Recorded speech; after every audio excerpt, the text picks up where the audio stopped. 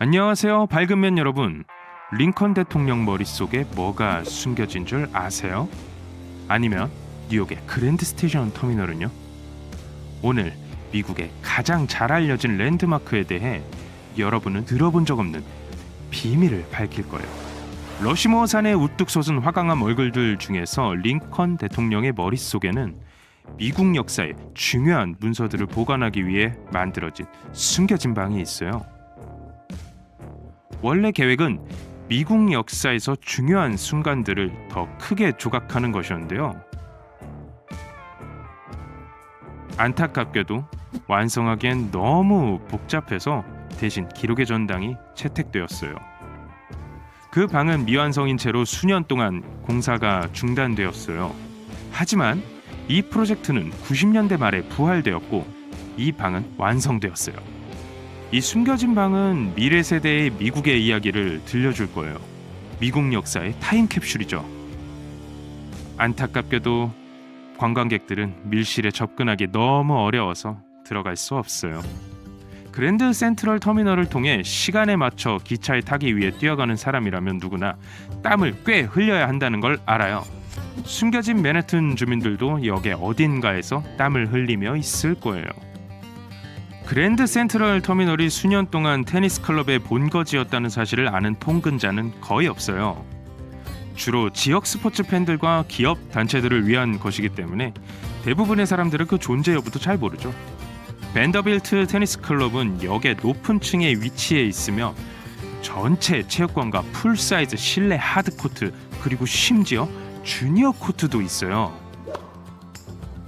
여기에 가입하는 게 이상해 보일 수 있지만 이 지역 주민들 사이에서 테니스와 피트니스 클럽은 꽤 인기 있어요. 대법원 건물 대부분은 여러분이 예상한 대로입니다. 법정, 사무실, 그리고 일반적인 따분한 업무 공간이 있죠. 하지만 5층에 가면 달라요. 그 건물에 숨겨진 농구 코트가 있거든요. 땅에서 가장 높은 코트란 별명을 가진 이 코트는 건물에 많은 직원들이 자주 방문해요. 처음에 이 방은 창고로 설계되었지만 몇몇 사람들이 테니스 경기 연습을 위해 임시 코트로 바꾸기 시작했어요. 그게 유행을 타다가 결국엔 오늘날 우리가 알고 있는 농구 코트로 바뀌었어요. 나이아가라 폭포의 가장 매력적인 것 중 하나가 자연스레 떨어지는 물이 어떻게 에너지를 생성하는 데 쓰이는가인데요. 폭포가 얼고 그 얼음 때문에 여러 번 천천히 흐르거나 심지어 멈춘 적이 있어요. 폭포에 대해 잘 알려지지 않은 비밀이 있는데 폭포가 멈춰질 수 있다는 거예요. 나이아가라 폭포, 그리고 1969년 미국 육군 공병들이 바로 그렇게 했었어요. 수력 발전을 위해 기술자들은 최대한의 효과를 내기 위해 물의 흐름과 약하를 조절하는 방법을 개발했어요. 이 모든 물이 많은 침식을 일으켜 개조가 계획되었죠. 불행하게도 이 계획은 약간의 실패로 끝났어요. 반면 이 아가씨는 실패작이 아니에요. 아이콘이자 희망의 상징, 알아보는 사람이 세상에서 제일 많은 인물, 그리고 879 사이즈의 신을 신고 있죠. 자유의 여신상은 미국과 세계에서 가장 인지도가 높은 건물 중 하나예요. 1886년 이 기념비는 단지 상징적인 것만은 아니었어요. 16년 동안 이 동상은 전가동되는 등대 역할을 했었어요. 미국 랜드마크의 관광객들은 도시의 멋진 전망을 보기 위해 그녀의 왕관으로 향할 수 있지만 예전에는 횃불 안으로 들어갈 수 있는 방이 있었어요. 불행히도 성화실로 가는 사다리가 근처 폭발의 충격으로 파손되어 1916년부터 오늘까지 성화실로 들어갈 수 없게 되었죠. 그리고 그 이후론 방문객들은 그곳에 가지 못하게 됐죠. 브루클린 다리의 건설이 처음 시작됐을 때 기술자들은 두 가지 중요한 문제에 직면했어요. 도시에는 프로젝트 전체를 지불할 돈이 충분치 않았고 지역 와이너리들은 건설 경로 밖으로의 이주를 거부하고 있었죠. 기술자들은 이 두 가지 문제에 대해 좋은 해결책을 찾아냈어요. 와인 창고를 지어 여분의 창고를 필요로 하는 지역 업체에게 임대해서 다리 자금을 대는 걸 도왔죠. 이건 사실 다리에 자금을 마련하기 위한 꽤 천재적인 접근법이었어요. 오늘날 뉴욕시가 지하 저장실의 소유권을 가져갔고 동굴의 본래 기능을 없애버렸어요. 지금은 주로 사용되지 않고 유지 보수 장비로 가득 차 있죠. 디즈니랜드는 빠르게 미국에서 가장 유명한 랜드마크 중 하나가 되었어요. 열혈 팬들은 자신들이 이 공원의 모든 비밀을 알고 있다고 생각할 수도 있지만 어떤 것들은 정기적으로 공원을 방문하는 사람들을 놀라게 할 수 있어요. 디즈니랜드의 뉴올리언스 광장에 있는 표시 없는 문 뒤에 숨겨진 클럽 33이라고 불리는 고급스럽고 비싼 레스토랑을 발견할 수 있어요. 다음 휴가 때 여기서 식사하는 게 할 일 목록에 있다면 지금 바로 돈을 모으는 게 좋을 거예요. 가입하는데 약 3천만 원으로 조금 비싼 데다가 연회비가 1,500만 원이에요. 만약 클럽 33에 가입 못한 걸 잘못했다는 생각이 든다면 이게 여러분들을 기운나게 할 거예요. 대기자 명단은 14년까지 걸릴 수 있고 심지어 월트 디즈니 본인도 그곳에 못 가봤어요. 금문교는 한때 세계에서 가장 긴 현수교였어요. 이 눈길을 끄는 2.7km 길이의 공학의 위협은 1937년에 완성되었어요. 많은 사람들이 다리에 페인트 칠을 계속하고 있다는 건 알지만 빨간색으로 보이는 그 페인트 색이 사실 인터내셔널 오렌지라고 불리는 걸 알고 있나요? 흥미롭게도 이 색은 그냥 프라이머에 불과했는데 짙은 안개 속에서도 꽤나 잘 보이는 걸로 드러났죠.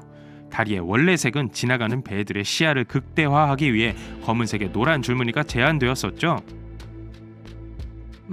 제 생각엔 최악의 조합인 것 같은데요. 링컨 기념관을 방문한 대부분의 사람들은 반사의 연못 크기와 경관에 경외심을 느껴요. 어떤 사람들은 벽에 새겨진 유명한 오타를 찾는데 모든 에너지를 소비하기도 하죠. 영어로 미래에 대한 큰 희망이라는 줄의 조각가가 퓨처의 철자를 지닌 F가 아닌 E로 잘못 새겼어요. 네, 다시 채워버렸지만 오타는 그대로 보여요. 세인트루이스시를 보기 위해 게이트웨이 아치를 방문하는 건 과거를 돌아보는 것과 같아요. 대부분의 방문객들은 이 아치가 그 건축을 다시 볼 수 있는 기회를 제공하고 있다는 걸 모르고 있어요. 지진과 강풍을 견디도록 만들어진 이 아치는 강한 바람에도 0.5m 정도 움직이고 구부러질 수 있어요. 아치는 192m 높이로 미국에서 가장 높은 국가기념물이에요.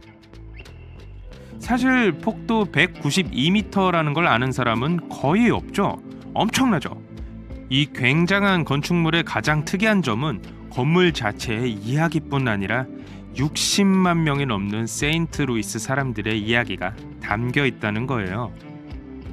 디럭스 월도프 아스토리아 호텔 아래에는 그랜드 센트럴 터미널의 일부인 트랙 61이라고 불리는 외딴 승강장이 숨겨져 있어요. 프랭클린 디 루즈벨트 대통령을 위해 고안된 걸로 믿어지고 있는 철도 차량은 제거되기 전까지 수십 년 동안 역에 남아 있었어요. 이 전용 열차는 대중의 눈을 피해 대통령이 왔다 갔다 할 수 있게 지하역까지 정차할 수 있었죠. 안타깝게도 이 열차는 단지 건설 자재 일부를 운송하기 위한 것이었다는 것이 밝혀졌어요. 대통령을 수송하는 것만큼 멋지진 않네요. 자유의 종은 역사상 가장 유명한 수리 작업을 했죠. 사실 수리 작업을 잘 못했죠. 종은 처음 받았을 때 테스트되어 쪼개지고 수리되었어요. 그리고 거기서부터 더 심해졌어요. 거의 90년간의 사용 후 1840년대에 자유의 종에 작은 균열이 생겨났어요. 1846년 필라델피아시가 그 종을 수리하려 했을 때 금속공들이 사실 그 균열을 더 커지게 만들었어요. 종의 기존에 있던 파열된 부분을 복구하려는 시도가 있었지만 복구할 수 없을 정도로 균열이 일어났어요. 이 일이 있은 후 종은 영원히 못 쓰게 되었어요. 오늘날 우리가 보고 있는 종은 사실 복제품이에요. 오늘날 살아있는 사람 중 진짜 원래의 종소리를 들어본 사람은 없어요. 오늘은 여기까지입니다. 자, 여러분 기억하세요. 밝은 명과 매일 새로운 걸 배워봅시다. 지구의 가장 유명한 랜드마크를 방문할 수 있는 세계 일주 여행권에 당첨됐어요. 신나겠죠? 하지만 조건이 있어요. 인생에서 그곳을 방문할 수 있는 마지막 기회예요. 그 랜드마크들이 우리가 죽기 전에 사라질 위험에 놓여 있기 때문입니다. 아, 파리, 사랑의 도시. 현대인의 시점에서 가장 유명한 랜드마크인 에펠탑이 없는 도시를 상상하는 건 어렵습니다. 물론 에펠탑이 항상 있었던 건 아닙니다. 에펠탑의 건축가인 구스타브 에펠은 1889년 세계 박람회 동안 그것을 전시하도록 의뢰받았어요. 소위 철의 여인은 20년 동안만 서 있을 예정이었습니다. 그 후 철거될 예정이었죠.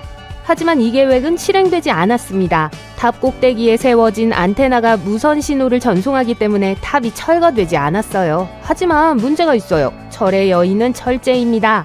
시간과 파리의 악천후로 인해 철은 악화됩니다. 녹쓰는 거죠. 그리고 이 녹은 쇠가 약해져 금이 갈 정도가 돼요. 만약 순수하게 철로 만들어진 탑이 금이 가기 시작한다면 이것이 무엇을 의미하는지 알고 계실 거예요. 유명한 에펠 앞에서 크루아상을 먹는 셀카는 더 이상 없겠죠. 당연히 프랑스 당국은 이런 일이 일어나고 있다는 걸 알고 있습니다. 하지만 탑 전체를 수리하는 대신에 그저 녹에 덧칠을 하고 있죠. 다음 방문지는 아름다운 로마입니다. 방문할 곳은 짐작하셨을 거예요. 콜로세움. 사람들이 가장 많이 방문하는 기념물 중 하나입니다. 검투사들은 그곳에서 쇼를 하곤 했어요. 기회가 있을 때 작별 인사를 하는 것이 좋을 거예요. 많은 고대 기념물들처럼 콜로세움도 사라질 위기에 처해 있습니다. 콜로세움은 베스파시아누스 황제에 의해 건설된 이후 거의 2000년 동안 살아남았습니다. 하지만 매년 혹독한 날씨에 노출되기 때문에 점점 약해지고 있어요. 문제는 주로 눈입니다. 콜로세움에 눈이 내리면 차가운 물이 바위에 갈라진 틈으로 스며들어 부풀게 돼요. 음료수 캔을 냉동실에 넣으면 바닥이 튀어나오는 것처럼 말이죠. 로마에서는 눈이 드문 일이지만 드문 영하의 기온도 콜로세움을 심각하게 손상시킬 수 있어요. 날씨를 통제할 수 없다면 얼마나 오랫동안 이 아름다움을 볼 수 있을지 알 수 없어요. 밤 비행기를 타고 독특한 타지마할에 도착합니다. 사진보다 직접 보는 것이 훨씬 더 매혹적이에요. 타지마할은 현대 세계의 7대 불가사의 중 하나입니다. 왜 사라질 위험에 처해 있을까요? 이 기념비는 1643년에 완성되었습니다. 황제 샤자한이 사랑하는 아내에게 주는 선물로 깨끗한 흰색 대리석으로 만들었죠. 흰 셔츠를 입고 집 밖에만 나가도 더러워지는데 4세기 이상 존재해온 야외 기념물을 상상해보세요. 타지마할은 야무나강 바로 옆에 있는 아그라시에 위치해 있습니다. 수년간 그 지역은 매우 오염되었습니다. 이 모든 오염은 타지마할을 파괴하고 있어요. 인도의 대법원은 수년간 이 사건을 맡아왔으며 이 기념비가 녹색과 갈색으로 변하고 있다고 합니다. 그래서 고위 관계자들은 지방정부가 타지마할을 완전히 복구하거나 폐쇄하기로 결정했어요. 더 나쁜 건 파괴하는 거죠. 인류의 이익을 위해 서둘러 복구하기로 결정하길 바랍니다. 그렇지 않으면 6대 불가사의만 남게 될 거예요. 아, 드디어 남아메리카에 도착했어요. 좀 더 구체적으로 말하자면 산이 많은 나라 페루에 와 있습니다. 높은 고도에 익숙하지 않다면 약간 어지러울지도 몰라요. 하지만 마추픽추의 매혹적인 잉카 유적은 볼 가치가 있어요. 그 도시는 해발 2100m 이상에 위치해 있습니다. 잉카인들이 어떻게 그렇게 정교한 마을을 지었는지는 아무도 모릅니다. 이곳은 매년 약 44만 명의 방문객을 끌어들여요. 하지만 규제가 그렇게 엄격하지 않기 때문에 이곳 또한 서서히 악화되고 있습니다. 마추픽추는 과잉 관광의 희생자일지도 몰라요. 평범한 날에도 상당히 붐비는 모습이에요. 돌로 만든 마을이고 돌은 꽤 저항력이 강하지만 침식을 겪지 않을 수 없어요. 인공 또는 기상에 의한 침식이죠. 정말 반갑지 않은 소식이네요. 목록에서 확인해야 할 돌 기념비가 또 있습니다. 무엇인지 추측할 수 있나요? 네, 스톤헨지예요. 영국 월트셔의 평화로운 언덕에 위치한 스톤헨지는 5000년 이상 동안 존재해왔습니다. 정확히 언제 지어졌는지는 아무도 모르지만요. 만약 유일한 원인이 침식이라면 사라지기까지는 수백만 년이 걸릴 겁니다. 하지만 그렇지 않아요. 1995년 이래로 영국 당국으로부터 남동쪽과 남서쪽 영국을 연결하는 지하 터널을 건설하자는 여러 제안이 있었습니다. 중요한 건 터널이 스톤헨지 아래를 통과하고 그 기초를 흔들 수도 있다는 것이었어요. 어쨌든 이 프로젝트가 제안된 이후로 지역 지지자들은 이 기념물을 안전하게 지키기 위해 세이브 스톤헨지 연합을 설립했습니다. 그들은 이 터널과 같은 사업이 현장에 심각한 피해를 줄 거라고 굳게 믿고 있어요. 아, 이집트. 이번에는 목적지에 도착하기 위해 멋지게 여행합니다. 낙타를 타고요. 물론 사진 촬영을 위해서죠. 그런데 왜 여기에 왔냐고요? 대스핑크스를 확인하러 왔어요. 코가 부러진 거요. 스핑크스도 아주 옛날에 지어졌습니다. 4000년 전에요. 그리고 그 당시에 이용 가능한 재료였던 석회석을 사용했어요. 현재 일부 연구원들은 위험한 날씨가 스핑크스의 석회암을 손상시킬 수 있다고 생각해요. 아시다시피 석회암은 매우 구멍이 많은 종류의 암석이기 때문에 물이 쉽게 그 안으로 침투하여 침식이 더 강하고 빠르게 이루어져요. 하지만 물은 아래에서도 나오고 있습니다. 기자의 피라미드와 달리 대스핑크스는 기반함에서 직접 조각됐어요. 그리고 기념비 바로 아래에는 강 바닥이 있는데 이것도 스핑크스로 침투해서 기반을 더 약하게 만듭니다. 이집트에 앞으로 몇 세기 동안 많은 비가 내리지 않기를 바래요.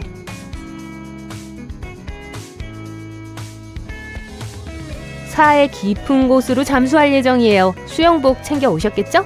너무 깊이 들어가진 않을 거예요. 물속에 소금이 너무 많아서 기본적으로 물 위에 떠 있을 뿐입니다. 재밌는 사실은 사해가 바다보다 소금기가 10배 더 많다는 거예요. 사해가 실제로 소멸할 위험에 처해 있는 것은 조금 아이러니합니다. 하지만 사실이에요. 호수의 수위는 매년 1.2m씩 떨어지고 있습니다. 그것은 바다의 주요 지류 중 하나와 관련이 있어요. 지류는 훨씬 더 큰 수역으로 흐르는 강입니다. 문제는 이 지역은 천연수가 그리 풍부하지 않다는 거예요. 그래서 일부 지방당국은 작은 지류들을 기본적인 생활용수로 전용하게 되었죠. 하지만 모든 행동에는 결과가 있기 마련이어서 사해는 현재 몇 가지 어려움에 직면해 있습니다. 미국으로 돌아가서 절대 잠들지 않는 도시를 방문할 차례예요.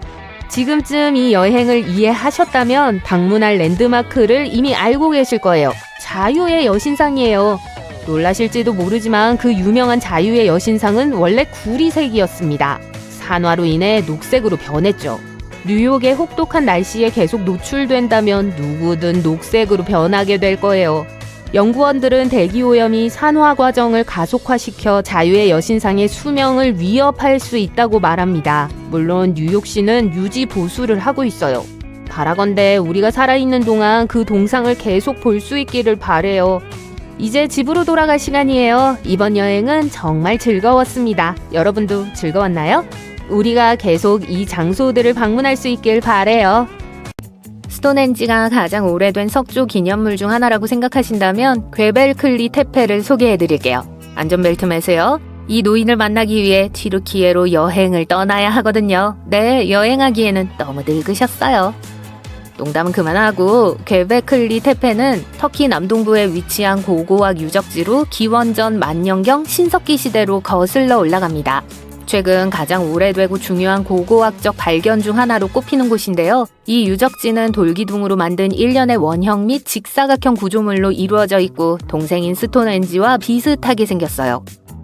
그 기둥 중 일부는 동물과 다른 상징의 복잡한 조각으로 장식되어 있어요. 도대체 왜 그렇게 매력적인 건물을 만들었을까요? 그 목적은 무엇이었을까요?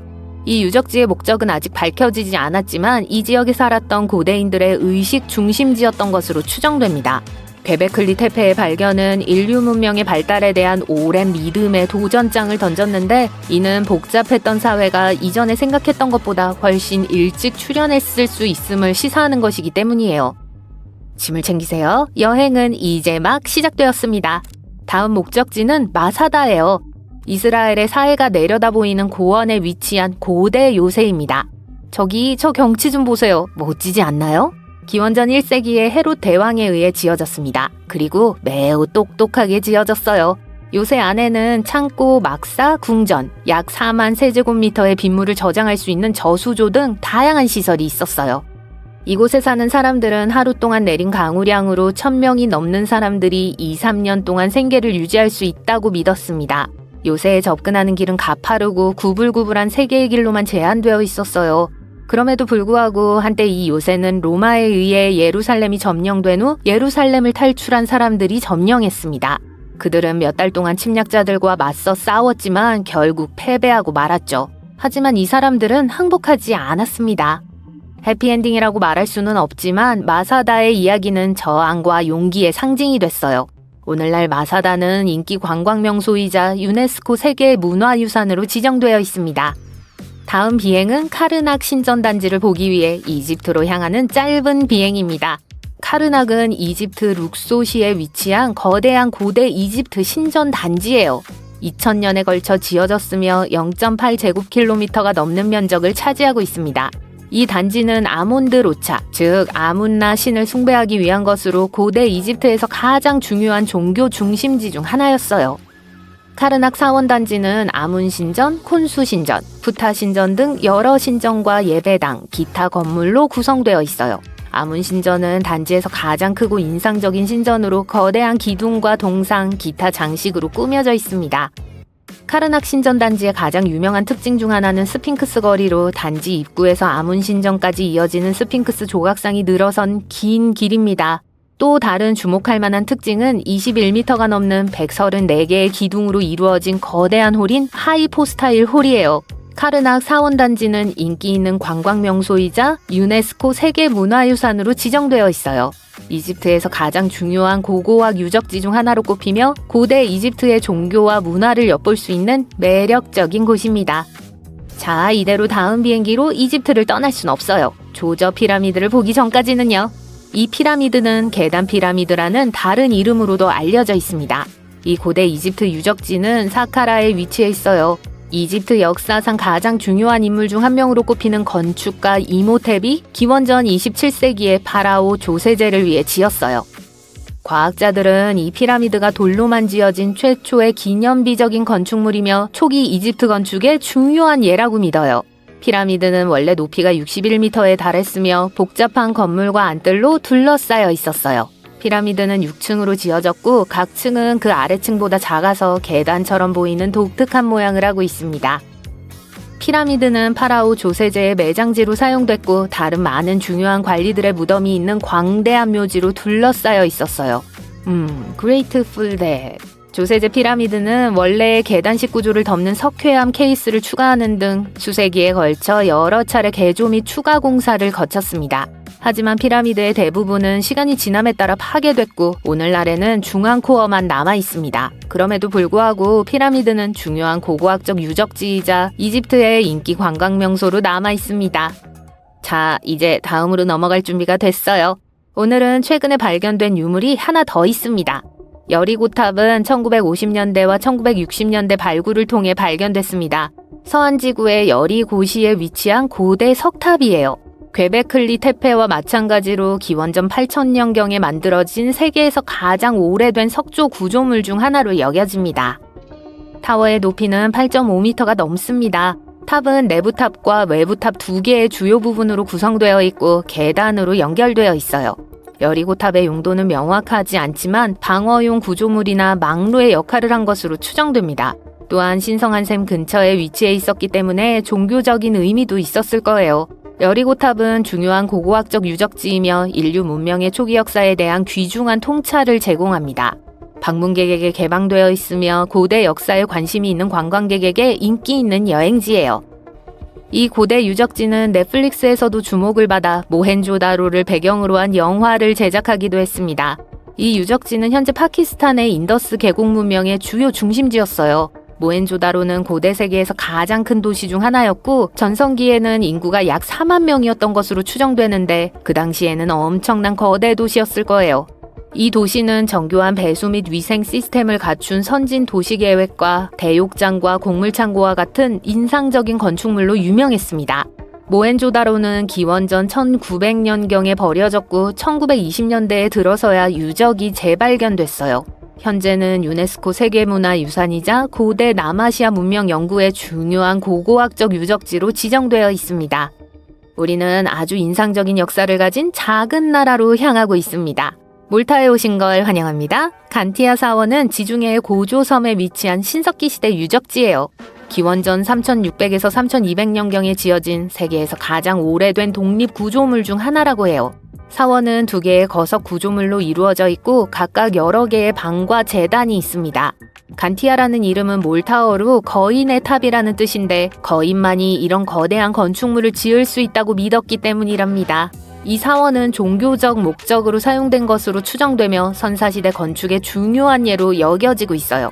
1980년에 유네스코 세계문화유산 목록에 추가되었습니다. 많이 피곤하실 텐데요. 오늘 방문해야 할 곳이 한 군데 더 있어요. 우리 비행기는 이미 아르메니아에 착륙했고 가르니 신전을 보러 왔어요. 보세요. 잘 보존되어 있죠? 이 사원은 기원전 1세기로 거슬러 올라갑니다.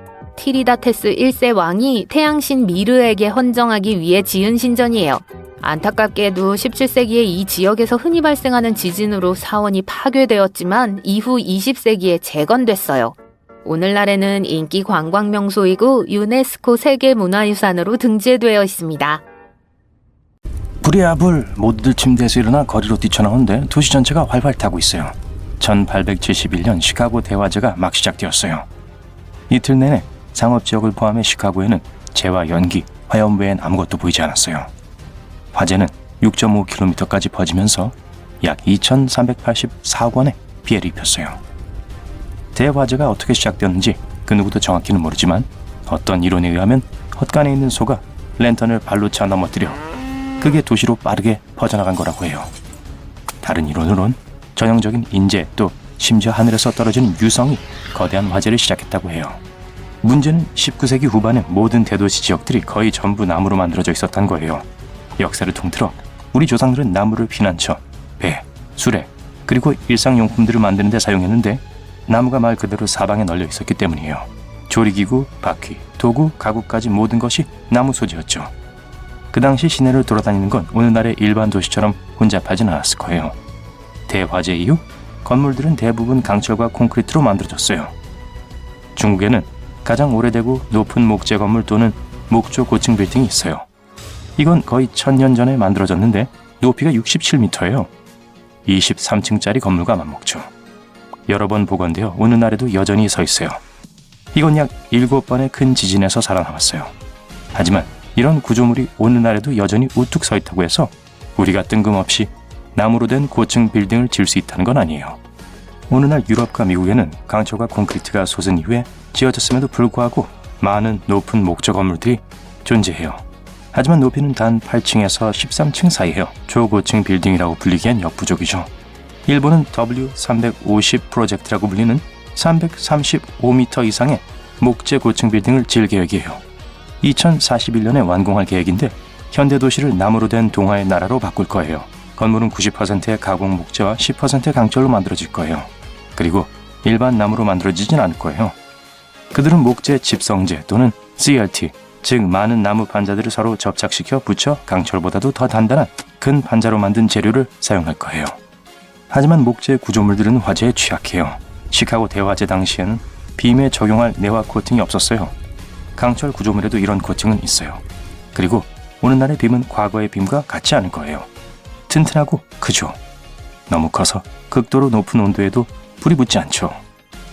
그리고 강철의 경우 내화 코팅이 발려진 목재 빔을 태울 수 있는 이런 끓는 온도는 강철 구도도 간단히 녹일 거예요. 그래서 어느 쪽이든 불 문제는 피할 수 없고 여파는 나무든 강철이든 여전히 같을 거예요. 모든 고층 건물들은 강한 바람에 흔들려요. 목조 고층 건물도 예외는 아니며 강철보다 더 심각한 위험에 처했을지도 몰라요. 하지만 몇몇 엔지니어들은 다이아몬드와 삼각형 모양으로 목조 건물을 지음으로써 이 문제를 피할 방법을 고안해냈어요.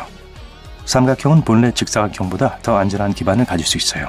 그래서 건물 하단 3분의 1 지점에 삼각형 기초를 만듦으로써 목재 고층 빌딩은 바람과 같은 외부 힘에 저항할 수 있어요. 게다가 밑에 이렇게 큰 기반이 있으면 지면 근처에 추가로 주택이나 상점을 지을 수 있는 충분한 공간이 생길 거예요. 목조 고층 빌딩을 현장에서 꼭 지을 필요는 없어요. 엔지니어들과 건축가들은 미적 외관과 견고함을 보장하기 위해 가능한 최고의 디자인과 구조물을 확보하여 컴퓨터 계획과 청사진을 만들 거예요. 작업자들은 근처 공장에서 표준화된 모델을 만들고 조립식 구조물을 현장으로 운반할 수 있어요. 이 시스템으로 시간을 더 많이 절약하고 초반부터 품질 관리할 수 있어요. 콘크리트 건물에선 시멘트를 빈 빔과 틀에 부어서 며칠 또는 몇 주 동안 건조시켜야 해요. 강철은 구조와 설계에 맞게 녹여 형태를 잡아야 하죠. 공장에서 교차 적층된 목재들은 자동으로 잘려지고 사람들이 아무 문제 없는지 감독할 수 있어요. 이는 결국 건설 노동자를 많이 고용하지 않음으로써 비용이 절감되게 할 거예요. 그리고 건물을 지을 때 그들이 해야 할 일은 구조물을 조각조각 모아서 조립하고 올리기만 하면 돼요. 일반 공사장처럼 지저분하지도 않고 시간도 많이 걸리지 않을 거예요. 전기 설계, 배관, 기타 내부 작업을 고치는 것만이 현장 작업에 많이 필요할 거예요. 그런 다음 마무리팀이 와서 모든 게 제대로 작동하는지 확인하기 위해 막바지 손질을 할 거예요. 그러면 짜잔! 목조 고층 빌딩이 탄생하는 거죠. 일반적으로 나무는 콘크리트나 강철보다 더 유연하고 가벼워요. 나무로 된 고층 건물은 콘크리트 건물보다 지진에 더 잘 견딜 수 있고 붕괴할 가능성이 더 적죠. 그리고 천연 단열재인 목재는 거주자들의 냉난방 비용을 절감시켜 줄 거예요.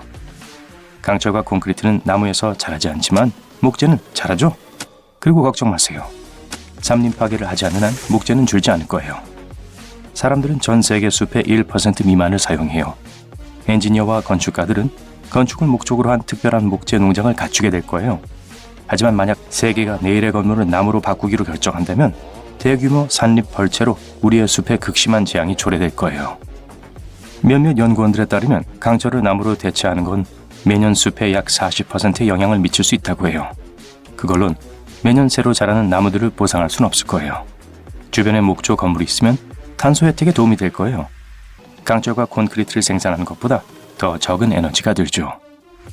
어떤 연구에 따르면 나무로 만들어진 건물은 강철과 콘크리트로 만들어진 것보다 훨씬 적은 탄소 발자국을 남기는데 이건 전 세계 배출량의 약 16%에 달할 것이라고 해요. 그리고 목재가 강철보다 가볍기 때문에 연료비를 절약하고 운송 비용도 적게 들어서 배기가스가 훨씬 더 줄어들 거예요.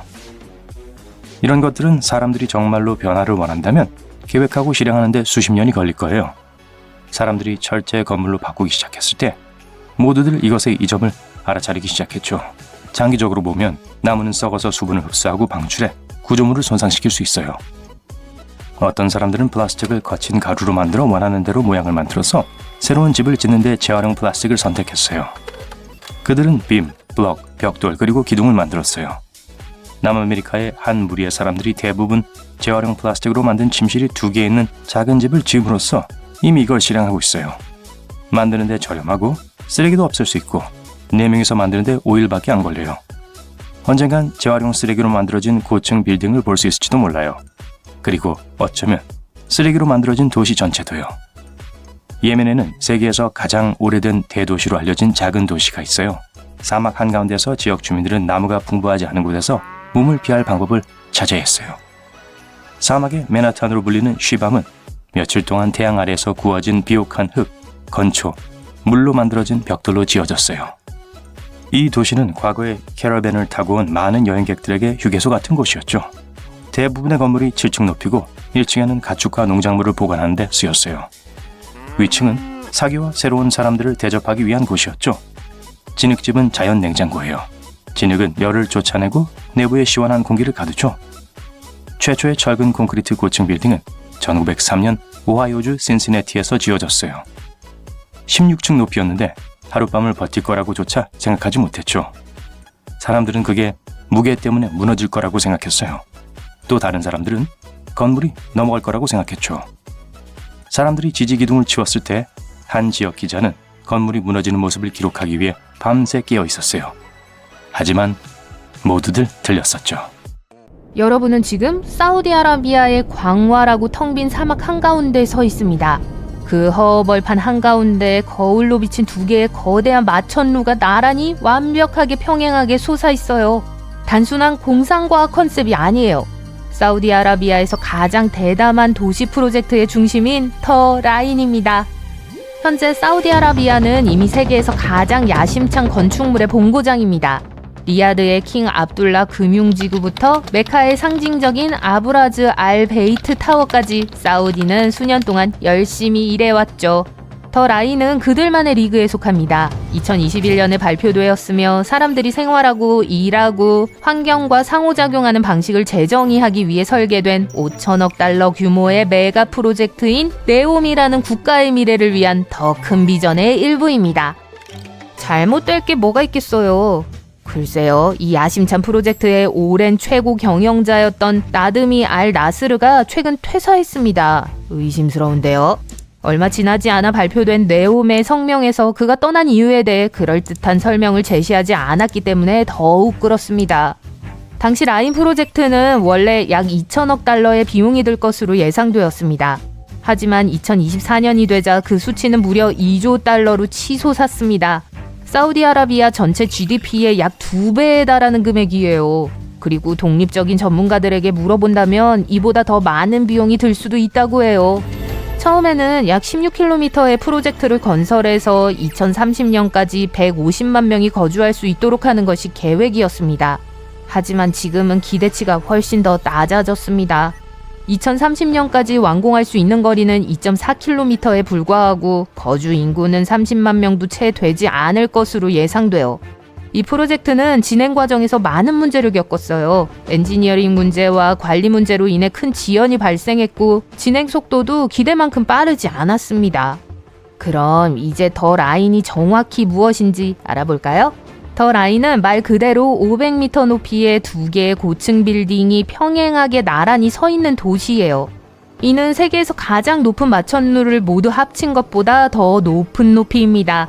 이 고층 빌딩은 폭이 200m에 달하며 사우디아라비아 북서쪽 홍해 근처까지 무려 170km에 걸쳐 뻗어 있습니다. 가장 놀라운 건 도시 전체가 실제로 이 하나의 구조물 안에 있다는 거예요. 자동차도 도로도 배기가스도 없지만 나중에 자세히 설명해 드릴게요. 이 단지는 900만 명이 거주할 수 있는 규모입니다. 이 모든 것이 청정 에너지로만 운영되는 이 프로젝트는 사우디아라비아의 야심찬 비전 2030 계획과 완벽하게 일치합니다. 고층 빌딩의 외관은 주변 사막 풍경을 반사하는 거울로 덮여 도시와 주변 환경이 거의 완벽하게 조화를 이룰 거예요. 내부에는 울창한 공원, 폭포, 하늘을 나는 택시, 일상 업무를 처리하는 로봇 도우미 등이 들어설 예정이에요. 또한 도시 디자인의 일부로 인공 달도 만들 계획입니다. 더 라인을 특별하게 만드는 또 하나의 요소는 디자인입니다. 수평으로 펼쳐진 기존 도시와 달리 더 라인은 수직으로 형성되어 있어요. 집, 사무실, 공원, 학교, 쇼핑센터 등 모든 것이 층층이 쌓여 있습니다. 이는 주민들이 필요한 것을 얻기 위해 먼 거리를 이동할 필요가 없다는 걸 의미해요. 실제로 설계자들은 도시 어디에서나 걸어서 5분 이내에 모든 편의시설을 이용할 수 있도록 할 것이라고 약속해요. 폭은 좁지만 수직으로 층을 이룬 도시 구조 덕분에 900만 명의 주민이 모두 편안하게 거주할 수 있으며 공원, 자연공간, 현대적인 편의시설을 위한 충분한 공간을 확보하고 있어요. 사막의 혹독한 날씨에도 실내와 실외 공간을 모두 쾌적한 온도로 유지할 수 있도록 연중 기후 제어 계획도 마련되어 있습니다. 물론 모든 것이 가까이에 있어도 사람들은 여전히 도시를 돌아다녀야 해요. 걱정하지 마세요. 더 라인은 가능한 가장 미래지향적인 방법으로 이 일을 해결합니다. 도시 한쪽 끝에서 다른 쪽 끝까지 단 20분 만에 이동할 수 있는 고속 열차 시스템을 갖추고 있어요. 20분 동안 170km를 달리는데 정차역은 단 4곳에 불과해요. 오늘날 대부분의 도시에서 차를 타고 시내를 가로지르는 것보다 더 빨리 도시 어디든 갈 수 있다고 상상해보세요. 더 라인에는 열차 외에도 자율주행 차량이 운행될 예정입니다. 첨단 기술의 도움으로 스스로 운전하는 자동차와 셔틀이 될 거예요. 주차부터 장애물 통과까지 모든 것을 스스로 처리할 거예요. 더 멋진 건 더 라인에서는 모든 차량, 기차, 기타 인프라가 사물 인터넷이라는 거대한 네트워크로 연결될 거라는 거예요. 센서와 실시간 데이터를 통해 교통 흐름이 원활하게 이루어져 지연을 방지하고 혼잡을 줄일 수 있어요. 그들은 2017년에 네옴 프로젝트에 대해 처음 이야기했습니다. 네옴에는 더 라인 외에도 팔각형 모양의 수상 산업도시와 호화로운 산악 스키 리조트가 포함될 예정입니다. 이곳에서 사우디아라비아는 2029년 아시안 동계 올림픽을 개최해야 할 예정이에요. 또한 세계 최대 규모의 친환경 에너지 발전소가 들어서 이 지역을 자급자족하고 지속 가능한 지역으로 만들 거예요. 네옴의 목표는 전 세계 사람들이 단순히 방문하는 것이 아니라 그곳에서 살도록 유치하는 거예요. 주민들은 네오미안이라는 고유한 정체성까지 부여받게 될 겁니다. 모든 사람이 이 구조가 좋은 아이디어라고 생각하는 건 아니에요. 일부 도시 계획가와 건축가들은 도시의 직선형 레이아웃에 큰 결함이 있다고 지적했습니다. 요하네스버그와 같이 더 라인보다 훨씬 넓은 면적을 차지하는 일반 도시에서는 보통 두 사람의 거리가 약 32km에 불과해요. 하지만 더 라인에서는 무작위의 두 사람 사이의 평균 거리가 56km에 달합니다. 이는 더 라인의 전체 면적이 훨씬 더 작음에도 불구하고 거의 2배에 가까운 거리예요. 이러한 설정은 사람들이 사회적으로 연결되기 어렵게 만들 수 있으며 고속 열차가 지나가더라도 이동하기 어려울 수 있어요. 모든 입주자가 걸어서 5분 이내에 필요한 모든 것을 갖출 수 있다고 약속하지만 의구심도 있어요. 사람들은 초소형 건물에 살면 밀실 공포증을 느끼거나 감당하기 힘들지 않을까 걱정합니다. 미러링된 외관 아이디어는 렌더링으로 보면 꽤 멋져 보여요. 하지만 실제로는 환경을 망칠 수 있다는 의견도 있어요. 사막에서 햇빛을 모두 반사하면 현지 야생동물을 방해하거나 예상치 못한 열 문제를 일으킬 수 있어요. 더 라인의 첨단 기술 기능은 놀랍게 들리지만 그에 따른 골치 아픈 문제도 있어요. 이 도시는 사물 인터넷 기술과 자율주행 차량으로 운영될 예정인데 멋지게 들리죠? 하지만 170km 길이의 도시에서 어떻게 이를 구현할 수 있을까요? 모든 것이 원활하게 작동하려면 자동차, 기차, 인프라 등 모든 기술이 완벽하게 동기화되어 수많은 실시간 데이터를 공유해야 합니다. 작은 결함이라도 발생하면 수백만 명의 일상생활에 지장을 줄 수 있어요. 또 하나 고속열차가 있습니다. 꿈처럼 들리죠? 하지만 실제로 사막 한가운데서 고속열차를 건설하고 운영하는 건 그리 쉬운 일이 아니에요. 더위와 모래의 이동, 선로의 마모로 인해 큰 지연이 발생하고 비용이 빠르게 증가할 수 있습니다. 전 세계 사람들은 더 라인이 실현 가능한지 의문을 제기하고 있어요. 최초의 주민들은 2030년까지 그곳에서 살기 시작할 예정이었죠. 하지만 프로젝트가 축소될 것이라는 보도가 나오면서 그 기한이 너무 촉박하게 느껴져요. 지속 가능성 문제도 있어요. 더 라인은 탄소 배출 없이 100% 청정 에너지를 사용해야 해요. 하지만 이렇게 거대한 프로젝트를 건설하려면 엄청난 자원이 필요할 수밖에 없습니다. 이러한 모든 어려움 속에서 사우디아라비아는 더 라인에 자금을 조달하고 비전 2030 프로젝트의 우선순위를 정하기 위한 새로운 방법을 모색하고 있어요. 최근 한 내부자는 일부 프로젝트는 계획대로 진행될 수 있지만 다른 프로젝트는 지연되거나 축소될 수 있다고 말했습니다. 이는 네옴의 자문위원회에 속한 알리 시아비의 말과 일치하는 내용입니다. 그는 비전 2030의 목표가 항상 너무 야심찬 목표였다는 점을 인정했습니다. 하지만 그는 그 목표의 일부만 제때 달성하더라도 여전히 큰 의미가 있을 것이라고 주장했습니다. 유럽의 고층 건물들은 대부분 5개 도시에 집중되어 있습니다. 런던, 프랑크푸르트, 파리, 모스크바, 이스탄불이죠. 하지만 심지어 이를 모두 합쳐도 모든 건물의 수는 뉴욕에 있는 고층 건물의 수보다 적답니다. 현대식 고층 빌딩은 높이가 약 150m가 되어야 높다고 할 수 있는데 그러면 적어도 40에서 50층 정도는 되어야 한다는 뜻이죠. 한 층의 바닥에서 천장까지 높이는 평균 4m 정도거든요. 만약 1870년대 직전에 미국을 방문하신다면 고층 건물은 단 하나만 발견하실 수 있을 겁니다. 시카고에 있는 홈 인슈런스 빌딩은 10층짜리 세계 최초 고층 빌딩입니다. 와, 유럽에서는 모스크바의 고층 빌딩이 최초로 나타났습니다.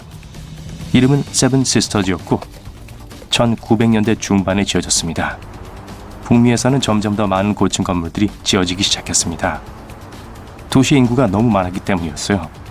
땅 한 떼기라도 낭비할 수 없었죠. 뉴욕의 스카이라인은 정말 유명해서 그곳에 가본 적이 없어도 한눈에 알아볼 수 있을 겁니다. 파리도 마찬가지예요. 하지만 에펠탑이 고층 빌딩에 둘러싸여 있거나 심지어는 막혀있는 모습을 상상하실 수 있나요? 분명 특별한 느낌이 사라지게 될 거예요. 나데팡스 지역은 파리에서 고층 빌딩을 발견할 수 있는 곳입니다. 이렇게 도시의 낭만적인 여행 풍경을 방해하지 않는 거예요. 런던에서는 이야기가 조금 다릅니다. 런던의 스카이라인 중 몇몇은 모양이 아주 특이한데요. 그중 하나는 거르킨입니다. 생긴 게 피클병 같지 않나요? 또 다른 재밌는 모양의 고층 건물은 샤드인데요. 별명은 치즈 강판이에요. 물론 이게 공식적인 이름은 아니지만 이 건물의 모양을 보면 이해가 갈 겁니다. 하지만 이 건물들은 무작위로 지어진 게 아니에요. 이런 모양을 한 이유는 성 바오로 대성당을 가리지 않기 위해서입니다. 그나저나 이 기념비적인 건축물의 꼭대기는 아주 멀리 떨어진 헨리 8세 언덕에서도 보인답니다. 그리고 런던에는 런던 타워와 웨스트민스터 궁처럼 다른 기념물도 있죠. 그래서 런던의 스카이라인을 망치지 않도록 이 기념물들을 가리는 것은 어떤 건축물도 허용되지 않습니다. 대부분의 유럽 도시는 미국이 최초의 초고층 빌딩을 짓기 시작했을 때 이미 존재했습니다. 그래서 거대한 빌딩에 들어갈 공간이 많지 않았죠. 고르게 분포된 도시는 수년간 꾸준히 성장한 결과였습니다. 예를 들어 리스본의 에두아르두 7세 공원에는 전망대가 있는데요. 이곳에서는 모든 공원과 강이 보입니다. 여기에 150m 높이의 건물들이 주위에 세워진다면 그 멋진 풍경은 완전히 망쳐지겠죠. 그 상징적인 길도 볼 수가 없을 겁니다. 강이요? 대신 건물만이 보일 겁니다. 리스본처럼 유럽 대다수의 도시는 초고층 빌딩이 문화유산을 망치는 것을 금지합니다. 독일을 볼까요? 독일 스카이라인의 대부분은 프랑크푸르트에 있습니다. 다른 도시의 경우에는 이미 세워진 건물을 보존하거나 복구하는 것을 선호하죠. 예를 들어 베를린의 초고층 건물을 짓고 싶다고 해도 어떤 경우에도 이는 불가능할 겁니다. 토양이 문제예요. 이곳에 고층 빌딩을 세우면 땅이 가라앉을 테니까요. 베를린에 매우 높은 빌딩을 위한 기반을 건설하려면 아주 많은 돈이 들어가게 될 겁니다. 흙이 모래 같고 너무 부드럽거든요. 하지만 만약 모든 문화유산을 무시하고 프라하 같은 유럽 도시의 고층 건물을 채우기로 한다면 어떻게 될까요? 먼저 이미 존재하는 많은 것들을 파괴해야 할 겁니다. 자신들이 알고 사랑하는 도시가 사라졌다고 사람들은 화를 내고 불평을 하겠죠. 브뤼셀에서는 어느 정도 이런 일이 있었어요. 이 현상에 대해 브뤼셀화라는 단어도 있죠. 간단히 말하면 새로운 고층 빌딩을 어디에 세우든지 상관하지 않는다는 거예요. 여기도 괜찮아요. 저기도 괜찮고요. 하지만 대부분의 경우 시에서는 새로운 건축물이 도시의 역사적인 모습을 바꾸는 것을 원하지 않습니다. 일부 유럽의 대도시들은 프랑스의 예를 따라 초고층 빌딩을 지을 수 있는 별도의 지역을 선택하기도 합니다. 높이가 820m 이상인 부르즈 칼리파는 세계에서 가장 높은 건물입니다. 이 건물을 세우는 건 쉬운 일이 아니었습니다. 짓는데 6년이 걸렸는데 사람들이 이 초고층 빌딩이 노력을 쏟을 가치가 있었다고 했습니다. 이 건물은 정말 높아서 맑은 날에는 96km 떨어진 곳에서도 보일 정도예요. 유럽에서 가장 높은 빌딩은 그 크기의 절반밖에 되지 않고요. 상트페테부르크에 있는 라흐타 센터의 높이는 460m가 조금 넘습니다. 그런데 고층 빌딩이 그렇게 높다면 바람에 의해 흔들릴 수도 있지 않을까요? 해답은 건물의 기반부터 가장 높은 곳까지 건물의 구조에 있습니다. 부르즈 칼리파를 예로 들어보겠습니다. 고층 빌딩이 지어진 곳에 흙은 이상적이지 않았어요. 그래서 이 거대 건물에 11만 톤짜리 콘크리트 기반 50m 이상의 깊이로 박힌 말뚝 192개가 있습니다. 콘크리트와 흙 사이의 마찰 때문에 말뚝은 전혀 움직이지 않고 단단한 기반을 만들 수 있습니다. 하지만 대부분의 고층 건물은 원래 안반 위에 지어지기 때문에 거의 움직이지 않죠. 이 건물의 틀은 강철로 만들어졌습니다. 만약 고층 건물을 외부 구조물 없이 본다면 보이는 건 강철 빔뿐일 겁니다. 건물은 높으면 높을수록 바람의 영향을 많이 받습니다. 바람을 다스리는 건 고층 건물이 해결해야 하는 가장 큰 문제 중 하나죠. 상상해보세요. 고층 빌딩의 꼭대기층에 있는데 갑자기 강한 돌풍이 건물을 강타해서 건물 전체가 흔들리기 시작하고 내부에서도 흔들림이 느껴지며 뭔가를 붙잡지 않으면 넘어질 수도 있는 건 어떨까요? 이런 상황을 피하기 위해 대부분의 고층 건물은 내부에 진자와 같은 구조물이 있습니다. 그리고 바람의 힘 일부를 흡수하죠. 이를 동조 질량 감색이라고 합니다. 이 메커니즘은 역가중으로 작동하는데요. 고층 건물이 바람에 부딪히면 건물 대신 동조 질량 감색기가 움직이게 됩니다. 어떤 고층 건물은 이런 진자가 필요하지 않습니다. 예를 들어 샤드는 사다리꼴 모양 덕분에 바람의 영향을 덜 받습니다. 그리고 샹하이 타워는 120도로 꼬여 있는데요. 이 두 고층 빌딩은 모두 놀랍도록 똑똑한 구조로 지어져 있습니다. 그래서 바람이 불어와도 지나치게 흔들리지 않죠. 샤드에는 동조 질량 감지기가 없으며 상하이 타워에 있는 것은 관광 명소의 역할만 합니다. 건물은 설계가 확정되기 전에 보통 풍동 시험을 거칩니다.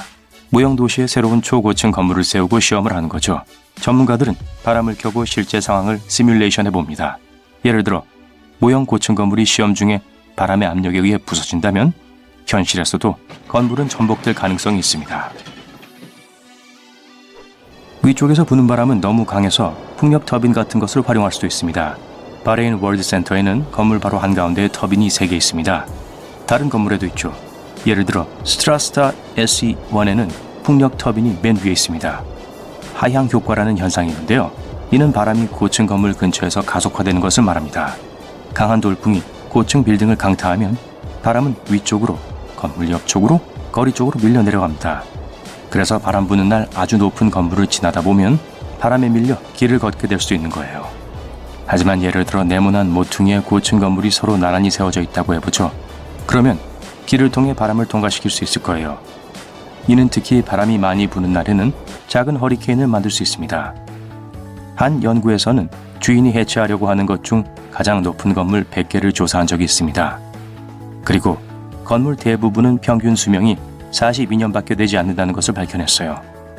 하지만 이 중 일부는 훨씬 더 오래 유지될 수 있습니다. 예를 들어 템플 코트 빌딩은 오늘날까지 잘 세워져 있습니다. 45m로 다른 고층 건물보다는 조금 작지만 벌써 일생 동안 100번 이상의 겨울을 겪어냈다고요. 건물 철거를 생각하면 가장 먼저 떠오르는 것은 먼지, 잔해, 귀청이 찢어질 듯한 소음일 겁니다. 하지만 대부분의 고층 빌딩에서는 그렇게 문제가 심각하지 않습니다. 건물을 없애고 싶다면 조금씩 떼어내거든요. 이 과정은 위에서 시작하여 끝까지 진행됩니다. 짠! 건물이 여러분의 눈앞에서 서서히 사라지고 있네요. 수리수리 마수리. 사막은 버려진 환경과 극단적인 기온이라는 도전적인 조건으로 여러분을 맞이합니다. 어떤 사람들은 사막을 좋아할지도 몰라요. 선인장과 낙타처럼 사막에서는 건물도 이러한 조건에 적응해야 합니다. 여기 이 사막에 있는 놀라운 구조물에 몇 가지 예가 있어요. 이 구조물은 어스쉽이라고 불립니다. 뉴멕시코 사막에 있는 한 마을에 위치해 있어요. 같은 생각을 가진 사람들의 큰 공동체가 그 안에 살고 있어요. 더욱 흥미로운 건 이 건물의 위치가 쓰레기장으로 등록되어 있다는 것입니다. 아마도 이 모든 구조물이 낡은 타이어, 병, 그리고 캔으로 만들어졌기 때문일 거예요. 어스쉽은 친환경 건축 원리를 이용하여 운영됩니다. 어스쉽의 약 40%는 천연 또는 재활용된 재료로 지어졌어요. 흙으로 가득 찬 수백 개의 중고 타이어로 이루어진 벽을 상상해보세요. 그리고 바닥에서 천장까지 수동 태양광 창이 층층이 있어요. 이것은 겨울 동안에는 햇빛을 모으고 여름에는 반사하여 건물을 적당한 실온으로 유지합니다. 복도에 있는 식물들과 유리병이나 알루미늄 캔이 벽 안에 채워져 있는 걸 볼 수 있어요. 확실히 여러 면에서 특별한 집이에요. 건축가 마이크 레이놀즈는 1970년대에 놀라운 낭비와 소비 수준을 알아챘습니다. 그는 그 당시에 캔으로 완전히 지속 가능한 집을 디자인했어요. 거의 40년이 지난 후 그는 다른 어스쉽 주민들을 모았습니다. 레이놀즈는 벤츠를 몰았지만 마을의 패스트푸드점에서 구한 식물성 기름으로 운행했어요. 이 마을에 침실 2개, 욕실 2개짜리 기본 어스쉽은 약 2억 5천만 원입니다. 하지만 돕슨 하우스처럼 15억 원이나 되는 어스쉽도 있어요. 가족이나 친구와 함께 직접 짓는다면 인건비를 줄일 수 있고 상대적으로 비용이 적게 듭니다. 정말로 그걸 만든다고 가정해 볼게요. 어디에 지을까요? 어디든 좋아요. 어스쉽은 현재 캐나다의 차갑고 건조한 공기뿐만 아니라 IT의 덥고 습한 기후에도 적합합니다. 이것은 미라지 미러 하우스예요. 남부 캘리포니아 사막에 있는 설치물입니다. 미라지는 현대 미술 전시회의 일환으로 2017년에 문을 열었어요. 집은 거울로 만들어졌어요. 이 미니멀리즘 구조는 주변 환경과 어우러집니다. 문, 창문, 그 외 출입구는 놀라운 경험을 위해 제거됐어요. 주변 환경이 다시 반사됩니다. 어떻게 만들어졌을까요? 거울로 덮인 표면으로요. 밤에는 먼 곳의 빛이 거울에 반사되고 낮에는 하늘의 구름이 층으로 변해요. 이 집에는 정해진 풍경이 없어요. 사막 한가운데서 미래형 건축물을 보는 건 어떨까요? 건축가들은 일론 머스크의 사이버 트럭과 완벽하게 어울리는 컨셉트 홈을 디자인했습니다. 이 집은 후 종말론적 주제를 가지고 있어요. 실제로 이 집은 지구의 종말이라는 재난 시나리오에서 살아남기 위해 설계되었습니다. 사이버 하우스는 철제 대문에 창문은 강화 유리로 되어 있고 외벽은 초강력 재료로 만들어졌어요. 모던 하우스는 자율 지열 열 펌프에 의해 제어됩니다. 덜 과학적으로 표현하자면 내부 온도를 일정하게 유지할 수 있어요. 이 세련된 집에는 사이버 트럭이 들어갈 수 있는 입구가 있습니다. 애초에 트럭에서 영감을 받았어요. 게다가 사이버 트럭은 더 안전하게 2층으로 들어 올릴 수 있습니다. 이곳은 사우디아라비아의 킹 압둘라 석유 연구센터입니다. 기본적으로 사막에 있는 실험실이죠. 그것은 최소한의 에너지를 요구하도록 설계됐어요.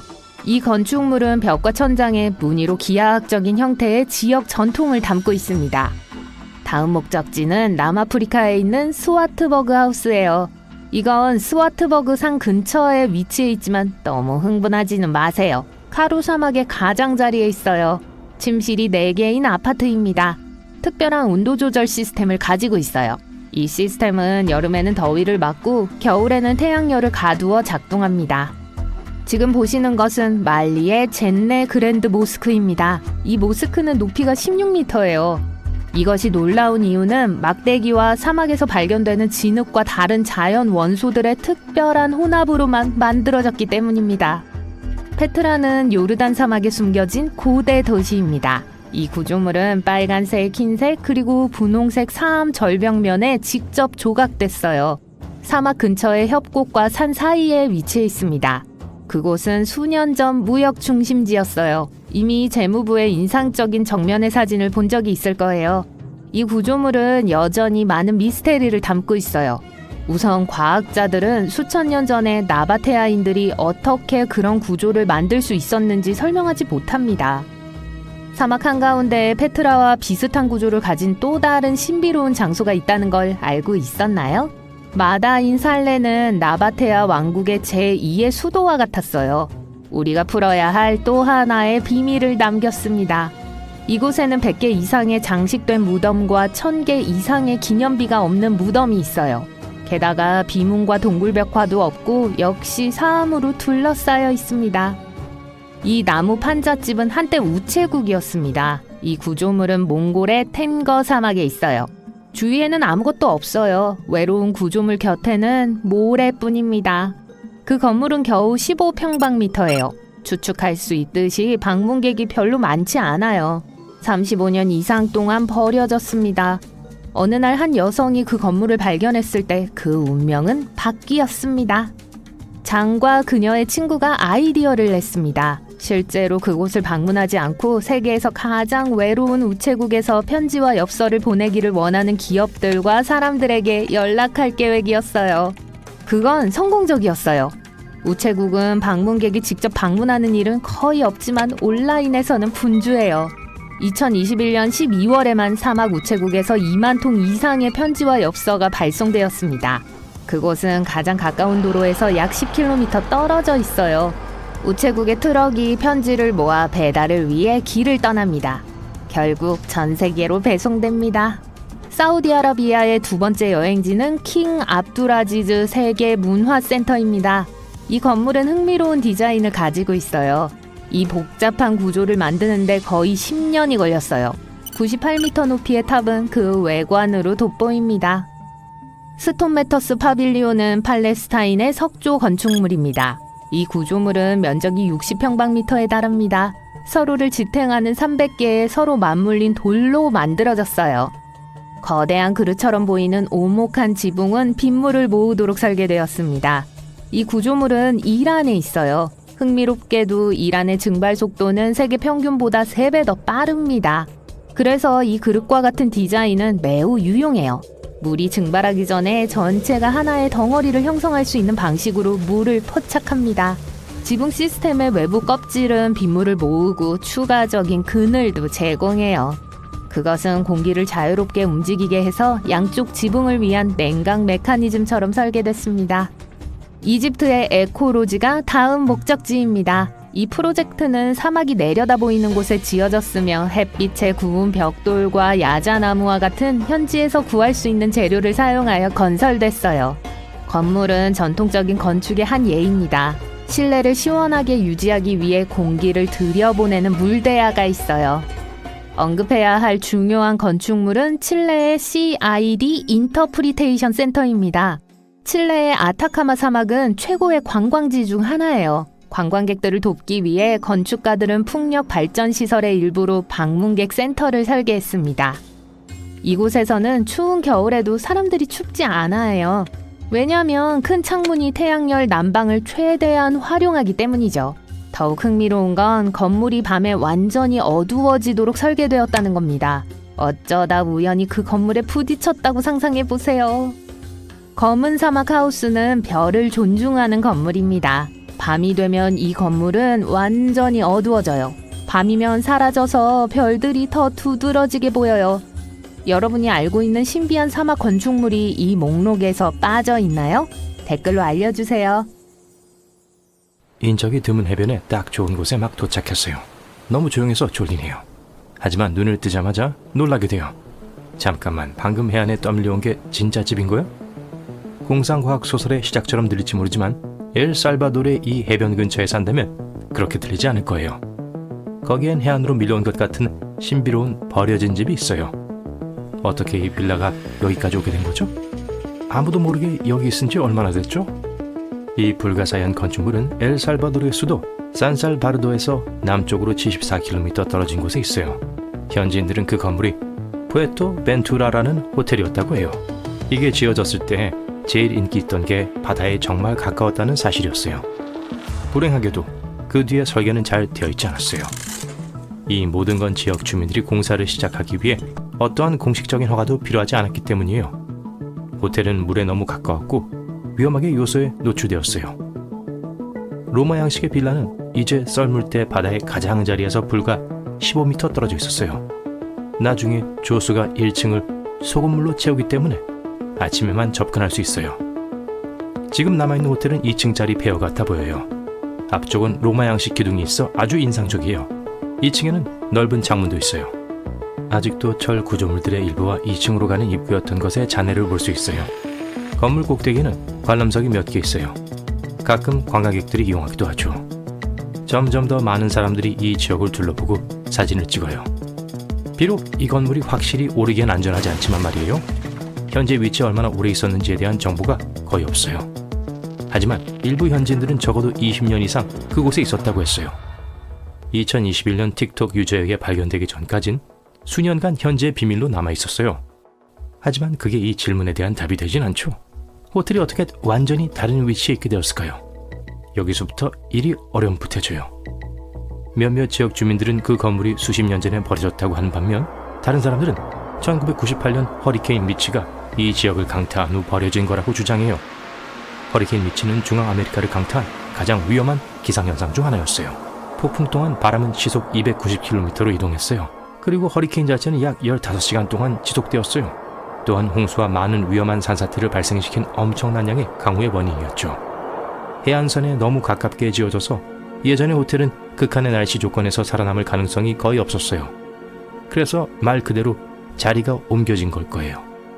태양 아래 앉은 후 여러분은 해변으로 밀려오는 눈덩이를 꿈꾸기 시작할지도 몰라요. 온도를 고르게 하기 위해서요. 농담이 아니에요. 이 이상한 자연현상은 2016년에 일어났어요. 서시베리아에 있는 오비만 해안의 약 18km가 이 거대한 눈덩이로 덮이는 결과를 낳았죠. 낮은 온도 때문에 작은 얼음 조각들이 물속에서 형성되기 시작했어요. 그 후 바람과 파도가 이것들을 거대한 눈덩이로 굴렸어요. 그중 몇몇은 테니스공 크기였지만 다른 것들은 폭이 1m나 됐어요. 지난 2012년에는 2004년형 할리 데이비슨 나이트 트레인 오토바이가 브리티시 컬럼비아 해변에 갑자기 나타났어요. 선적 컨테이너 안에 깔끔하게 포장되어 있었죠. 찾는데 시간이 좀 걸렸지만 결국 주인을 찾았어요. 그의 이름은 이쿠요 요코야마였고 2011년 3월 11일 쓰나미가 일본을 강타한 후 오토바이를 잃어버렸었죠. 최종 목적지에 도달하기 위해 할리 데이비슨은 6,500km 이상을 여행했어요. 긴 여행을 기념하기 위해 요코야마의 밀워키 할리 데이비슨 박물관에 그 바이크를 기증했어요. 그 이후로 계속 그곳에 전시되어 있죠. 혹시 가고 싶은 분 계시면 참고하세요. 이 이상한 현상은 마치 누군가가 주방용 세제를 해변 전체에 쏟은 것 같아 보이게 만들어요. 하지만 퀸즐랜드에서는 꽤 자주 일어나요. 바다 거품은 매년 몇 번씩 해변을 덮어요. 대부분 바다의 파도가 용해된 유기물을 이동시키는 폭풍 후에 발생해요. 기본적으로 거대한 아이스크림 제조기 같아요. 2017년 3월 사이클론 대비 이후 어떤 해변은 엄청난 양의 흰 거품 때문에 문을 닫아야 했어요. 바람은 그 거품의 일부를 인근 마을까지 가져가 버려서 지역 주민들은 눈이 내리는 줄 알기도 했어요. 여러분 동네 해변에 가로 세로 2m 높이의 녹슨 금속 주사위가 밀려왔다면 놀라지 않겠어요? 왜냐면 2017년에 아이다호 코드레인 사람들은 그랬거든요. 알고 보니 오래된 저장 탱크였어요. 어떤 사람이 흰 점을 더해 주사위처럼 보이게 멋을 좀 내주기로 했죠. 1992년 대형 컨테이너선이 파도에 부딪히면서 그 안에 수천 마리의 고무 오리들이 바다에 좌초되었어요. 여러분도 상상할 수 있듯이 오리들이 전 세계, 하와이, 알래스카, 남미, 호주, 유럽 그리고 심지어 북극에서도 나타나기 시작했어요. 운이 없는 고무 오리들 수백 마리가 아직도 밖에 있을 것으로 추정돼요. 흥미롭게도 과학자들에겐 아주 유용해졌어요. 오리의 움직임을 바탕으로 연구원들은 물살의 방향을 관찰할 수 있었어요. 혹시 공룡을 좋아하신다면 바닷물이 화석을 해안으로 가져올 수 있다는 걸 알면 즐거워하실 거예요. 2018년 커다란 공룡 턱뼈가 영국 서머셋 릴스톡 해변 해안에 밀려왔어요. 이크티오사우루스라고 불리는 공룡의 것이었죠. 이 발견 덕분에 과학자들은 인상적인 발견을 할 수 있었어요. 전에는 이크티오사우루스가 최대 약 21m까지 클 수 있다고 생각했어요. 하지만 턱뼈를 연구한 후에 그 동물의 크기를 다시 계산하게 되었죠. 이크티오사우루스가 26m까지 자랄 수 있다고 결론지었어요. 메갈로돈은 지구 역사상 가장 큰 포식자였어요. 그 근처를 제외한 거의 전 세계에서 살았어요. 우리가 그걸 어떻게 알죠? 왜냐면 메갈로돈 이빨이 가끔 해변에 나타나거든요. 50cm가 훨씬 넘는 거대한 이빨 하나가 크로아티아의 강에서 발견되었어요. 이 생물들이 약 300만 년 전에 멸종했기 때문에 이 이빨은 화석 사냥꾼에겐 아주 귀해요. 해변에 거대한 레고맨이 밀려올 거라고 상상도 못했을 거예요. 그리고 알고 보니 한 번 이랬던 게 아니에요. 총 4명의 거대 레고맨이 있었는데 각각 키가 약 2.4m였어요. 하나는 영국과 네덜란드에서 발견되었고 다른 2명은 플로리다와 캘리포니아에서 발견됐어요. 분명 우연은 아니었고 약간의 조사 후 사람들은 네덜란드 예술가가 이것의 배후에 있다는 걸 알아냈어요. 에고 레너드는 개인 성명 운동을 위해 이 프로젝트를 시작했어요. 심지어 이것에 대한 짧은 영화가 만들어졌고 당신만큼이나 진짜가 아닌이라는 제목이었죠. 이 문장이 바다에 던져진 4명의 레고맨에 각각 쓰여져 있었어요. 지난 2012년 50통 이상의 편지 뭉치가 뉴저지 애틀랜틱 하일랜드 해변에 떠밀려왔어요. 허리케인 샌디가 그 지역을 강타한 직후의 일이었죠. 한 14살 소년이 이 편지들을 발견하고 엄마에게 주었어요. 그녀는 편지에 너무 감동받아 조심스럽게 말려 주인에게 돌려주기로 결심해요. 편지는 도로시와 린이라는 2사람의 편지였어요. 그 둘은 1942년과 1948년 사이에 사귀었어요. 마지막 편지는 그들의 결혼식 일주일 전에 쓰였어요. 온라인 족보 사이트의 도움으로 그녀는 도로시에게 연락했고 그 편지를 양로원에 살고 있는 88세 여성에게 돌려주었어요. 다이아몬드 위를 걷는 기분이 어떤지 궁금하다면 독일의 노드링겐 마을로 가보세요. 귀여운 집과 빨간 지붕이 있는 전형적인 동화 속 마을처럼 보이지만 사실 이 마을의 벽과 거리에는 72,000개가 넘는 다이아몬드가 박혀 있어요. 현미경이 있어야만 볼 수 있지만 다이아몬드는 분명히 존재합니다. 기원전 9세기경 이곳에 처음 사람들이 살기 시작했을 때 그들은 화산 분화구에 정착할 것이라고 확신했어요. 그들은 건축에 사용했던 돌에 수백만 개의 작은 다이아몬드가 박혀 있다는 사실과 분화구의 기원이 이 세상에 존재하지 않는다는 사실을 몰랐습니다. 지름이 1km보다 약간 큰 소행성이 약 1450만 년 전 지금의 바이에른에 충돌해서 26km 너비의 분화구를 남겼는데요. 이 안반은 엄청난 열과 압력을 받아 내부의 탄소 기포가 세계 어느 곳에서도 볼 수 없는 농도로 작은 다이아몬드로 변했습니다. 지역 주민들은 소행성 충돌의 잔해로 지어진 집들이 해가 뜨면 반짝이는 모습에 관심을 두지 않았어요. 그러던 중 1960년대에 미국에서 온 2명의 지질학자가 멀리서 이 풍경을 관찰한 결과 화산 분화구처럼 보이지 않는다는 사실을 발견한 거예요. 추가 연구 끝에 그들은 분화구가 아래가 아닌 위에서 형성되었다는 자신들의 이론이 옳았다는 것을 깨달았습니다. 이 발견 이후 학생들이 오해하지 않도록 교과서까지 바꿔야 했죠. 이 분화구에 대한 소문이 퍼지자 나사는 관심을 갖고 아폴로 14호와 아폴로 16호 우주비행사를 이곳에 보내 우주에서 어떤 종류의 암석을 발견할 수 있는지, 어떤 암석을 집으로 가져갈 가치가 있는지 알아보기로 했습니다. 그 임무 중 하나로 도착한 달의 암석은 현재 지역 박물관에 전시되어 있으며 지금도 우주비행사들이 이곳을 방문하고 있어요. 하지만 지역 주민들은 다이아몬드에 너무 익숙해져 있어 이 돌을 특별하게 여기지 않죠. 호주의 쿠버 패디는 세계 오팔의 수도로 알려진 마을로 완전히 지하에 있습니다. 이 마을에는 세계 최초의 4성급 지하 호텔도 있어요. 사람들이 이 지역에 정착한 이유는 오팔 광산에서 일하기 위해서였어요. 과거 광부들이 뜨거운 사막의 태양 아래서 견디기 힘들어했고 누군가가 광산에 직접 텐트를 치기로 결정했죠. 그리고 그곳은 집이 되었습니다.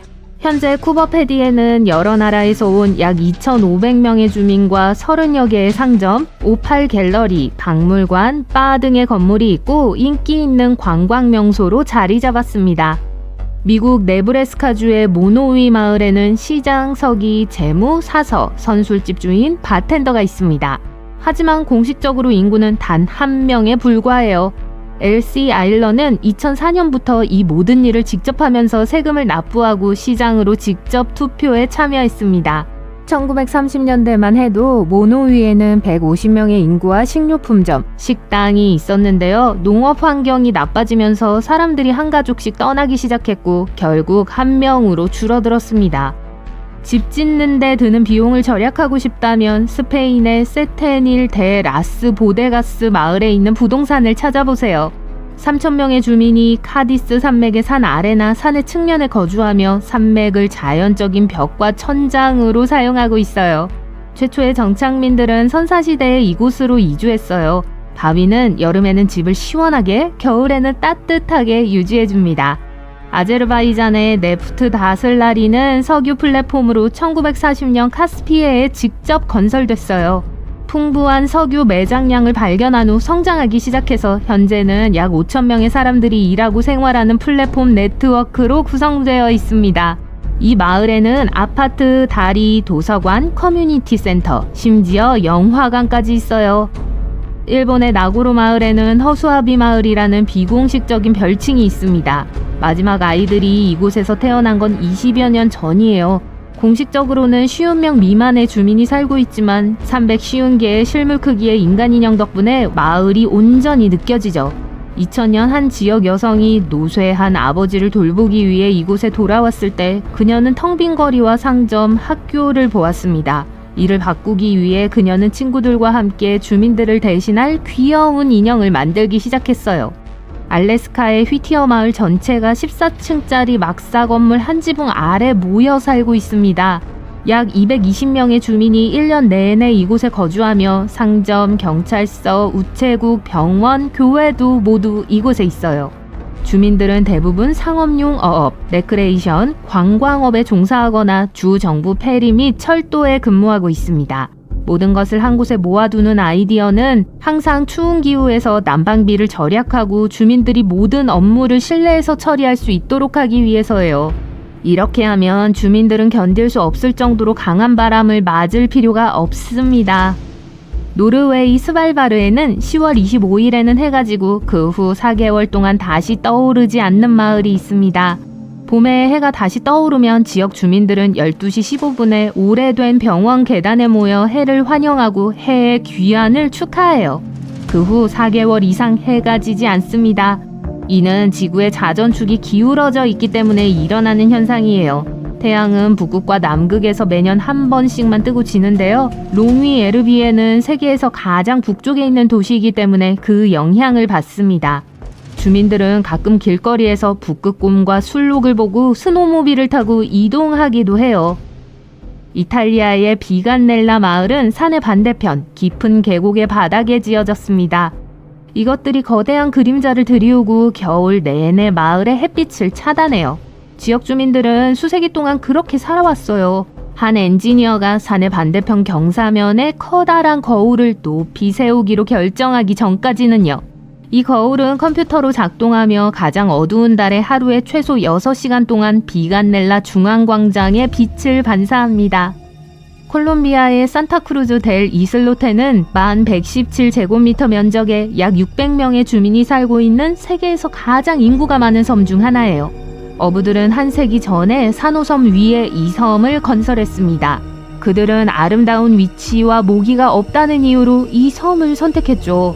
최초 정착민들의 가족은 점점 늘어났고 그들 대부분은 섬을 떠나지 않았습니다.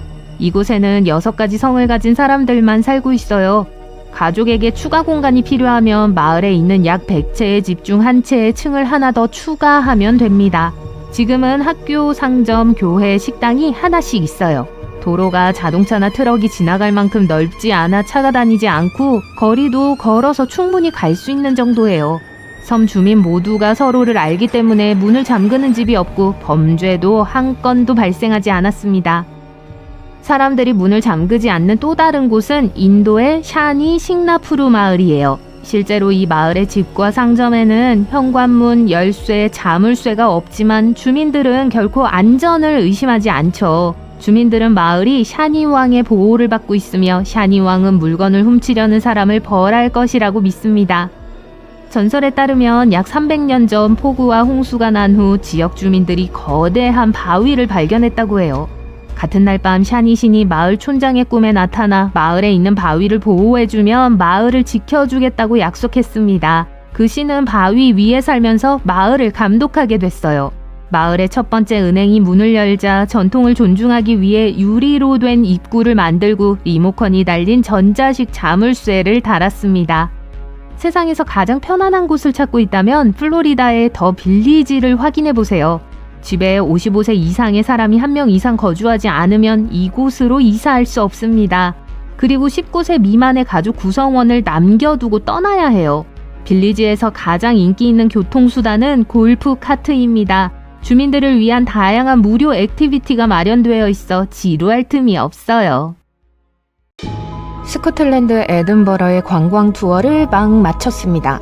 1시간도 채 안 되는 시간이었지만 더 많은 것을 보고 싶었어요.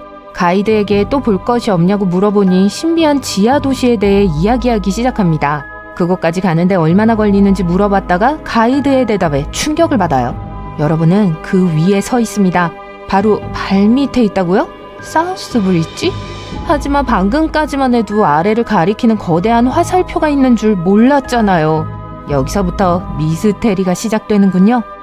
이야기는 1700년대 중반에 시작됩니다. 스코틀랜드의 수도는 지금처럼 크지 않았어요. 에딘버러 성 주변에는 겨우 6만 명만이 살고 있었습니다.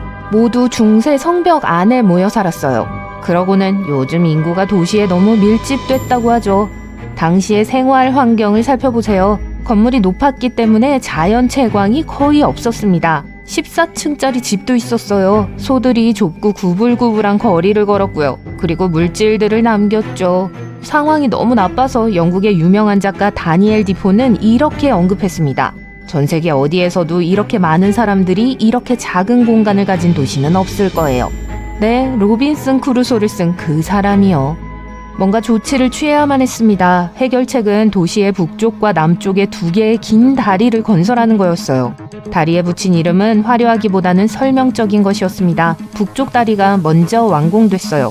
1785년에 2번째 다리 건설이 시작되었습니다. 이 다리는 북쪽의 주요 보행자 거리와 에든버러 남쪽의 대학 건물을 연결할 예정이었죠. 하지만 이 건축물을 강 위에 놓인 현대식 다리라고 생각하지 마세요. 계곡을 가로질러 2 언덕을 연결하는 육교에 가까웠어요. 육교라는 단어는 라틴어에서 유래되었는데 로마인들이 이러한 구조물을 건설하는데 선구자였기 때문입니다. 그들의 수도인 로마는 7개의 언덕 위에 지어졌어요. 에든버러도 로마를 따라하기 위해 7개의 주요 언덕에 걸쳐 지어졌습니다. 현재는 도시가 건설되어 2개만 남아 있습니다. 18세기 당시 사우스브리지의 건설은 놀라운 엔지니어링의 업적이었습니다. 건축업자들은 이 다리를 완성하는 데 3년밖에 걸리지 않았어요. 17개의 돌 아치가 가장 깊은 지점에서 9.4m의 틈새에 걸쳐 있었습니다. 길이요? 305m가 넘어요. 오늘날의 기준으로도 인상적인 길이죠. 하지만 2세기 반이나 된 육교가 지하도시와 무슨 관련이 있을까요? 네, 그게 도시예요. 아시다시피 사우스브리지는 내부가 비어있도록 설계되었습니다. 오늘 이 거리를 걷다 보면 실제로 발 아래에 인간이 만든 거대한 동굴이 있다는 걸 알게 될 거예요. 이 동굴의 유명한 이름은 에든버러 금고입니다. 하지만 이 공간의 목적은 무엇이었을까요? 그리고 지금 그곳에 무언가 또는 누군가가 있을까요? 한 번에 한 단계씩 살펴볼게요. 건축업자의 원래 의도는 이 금고가 상인들의 상점 역할을 하도록 하는 거였어요.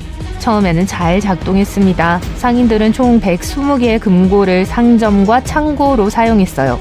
작업장, 구두 닦기, 선술집도 있었습니다. 하지만 시간이 지나면서 중대한 설계 결함이 드러났어요. 석재가 새는 금고는 항상 습기가 차 있었습니다. 심지어 홍수까지 발생했죠. 건축업자들이 건물의 방수 처리를 하지 않았기 때문입니다. 상인들은 물로 인해 귀중한 물품이 손상될까봐 걱정했어요. 불과 몇 년 만에 첫 세입자들이 이사를 나가기 시작했습니다. 합법적인 무역이 금고에서 멀어지자 도시의 빈민들이 이곳으로 들어왔습니다. 그리고 그들뿐만 아니라 온갖 종류의 그늘진 인물들이 들어왔어요. 역사가들은 이 시기에 대한 기록이 없기 때문에 잘 알지 못해요. 하지만 노숙자들도 곧 떠나야 했어요. 이 금고에서 사업을 할 수 없다면 어떻게 살 수 있을까요? 습하고 추웠고 환기, 위생, 자연 채광이 전혀 되지 않았죠. 정말 악취가 났어요. 모든 부동산 중개인의 최악의 악몽이었죠. 완공된 지 30년 만에 사우스브리지 금고는 완전히 버려졌습니다. 하지만 거리의 비즈니스는 평소와 다름없었어요. 관리들은 보안을 위해 금고에 잔해물을 채우기로 결정했습니다. 묻히고 잊혀지면서 한때 활기차던 에딘버러의 상인지구에 대한 기억은 사람들의 마음속에서 서서히 사라졌어요. 여기서부터 이야기가 조금 이상해집니다. 1980년대에 스코틀랜드의 한 럭비 선수가 우연히 금고로 통하는 터널을 발견했습니다. 이 선수는 시간을 낭비하지 않고 아들의 도움을 받아 금고 발굴을 시작했어요. 수톤의 잔해, 그리고 10년이 지난 지금 사우스브리지 금고는 과거의 영광을 되찾았습니다. 말하자면요, 1700년대와 마찬가지로 어둡고 축축했던 금고는 다시 모습을 드러냈습니다. 이 지하도시에는 흥미로운 발견이 많았어요. 금고 안에는 당시 에딘버러의 노동자 계급이 주로 먹던 굴껍데기가 흩어져 있었습니다. 신발, 빈병과 같은 다른 발견물들은 사람들이 실제로 이 밀실 같은 금고에 살았다는 걸 암시해요. 다음에 차고를 아파트로 임대하려는 사람을 볼 때 이 점을 생각해보세요. 가이드의 말이 맞았어요. 에딘버러의 거리 아래에는 정말 숨은 도시가 있습니다. 뭐 적어도 길 하나는 있죠. 이제 주요 보행자 거리에서 카우게이트로 내려왔습니다. 고개를 들면 저기 있어요. 한때 인상적이었던 다리의 유일한 아치가 보입니다. 이제 온라인에서 금고 투어를 예약하기 위해 검색 중이에요. 이곳은 직접 눈으로 봐야만 해요. 하지만 신비한 지하가 있는 도시는 스코틀랜드 수도만이 아닙니다. 터키 중부의 유서 깊은 카파도키아 지역에는 36개 이상의 도시가 땅속에 숨어 있습니다. 가장 크고 인상적인 카파도키아는 1963년에야 발견됐어요. 비잔틴 시대의 침략자로부터 지역 주민을 보호하기 위해 지어졌습니다. 우리 도시에도 콘크리트로 만든 비슷한 구조물이 있지만 터키 지하 도시의 규모는 정말 인상적입니다. 마치 다층 자동차 차고처럼 여러 층으로 이루어져 있어요. 동굴과 터널은 지하 60m 아래에 있습니다. 자유의 여신상의 3분의 2에 해당하는 높이예요. 이 도시는 가축과 음식으로 언제든지 2만 명을 수용할 수 있습니다. 냄새가 나네요. 2만 명은 오늘날 메이저 축구 경기의 평균 관중 수입니다. 다음에 터키에 가실 때 이곳 중 한 곳으로 현장 학습을 추가해보세요. 카파도키아에 있는 대부분의 도시는 시골 지역에서 찾을 수 있어요. 말이 되죠? 결국 그것들은 은신처로 파헤쳐졌습니다. 하지만 유럽에는 에딘버러의 금고와 비슷한 지하미루를 가진 도시가 하나 있어요.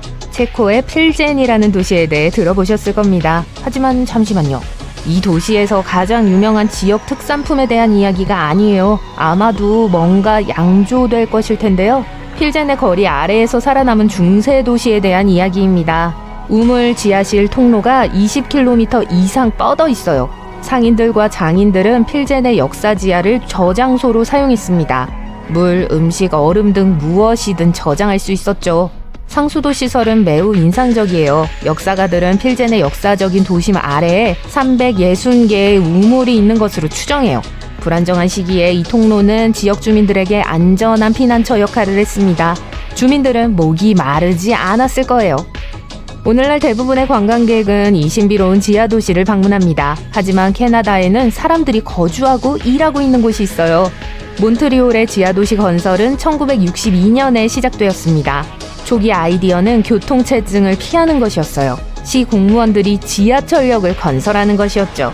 이 아이디어가 인기를 끌면서 프로젝트는 확장되었습니다. 지금은 도심지 아래에 숨은 실제 도시미로가 됐어요. 숙박할 곳이 필요하신가요? 아래에 호텔이 있습니다. 뭐 좀 드시고 싶으세요? 지하 레스토랑 중 한 곳에 들어가 보세요. 여러 상점, 도서관, 극장 등 다양한 시설이 있습니다. 심지어 주거단지도 있어요.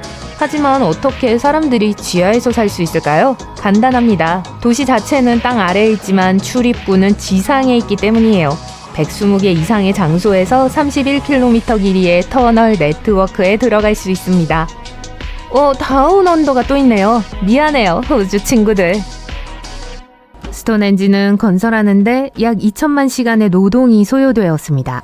이에 비해 인간의 평균 수명은 70만 시간을 넘기지 못합니다. 스톤헨지의 최초 건축자 중 한 명인 잭입니다. 잭이 80세까지 살았다고 가정해 볼게요.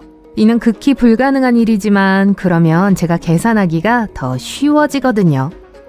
잭이 0세부터 80세까지 평생을 스톤헨지 프로젝트를 위해 일했다면 약 28.5세대가 같은 일을 해야 완성할 수 있었을 거예요.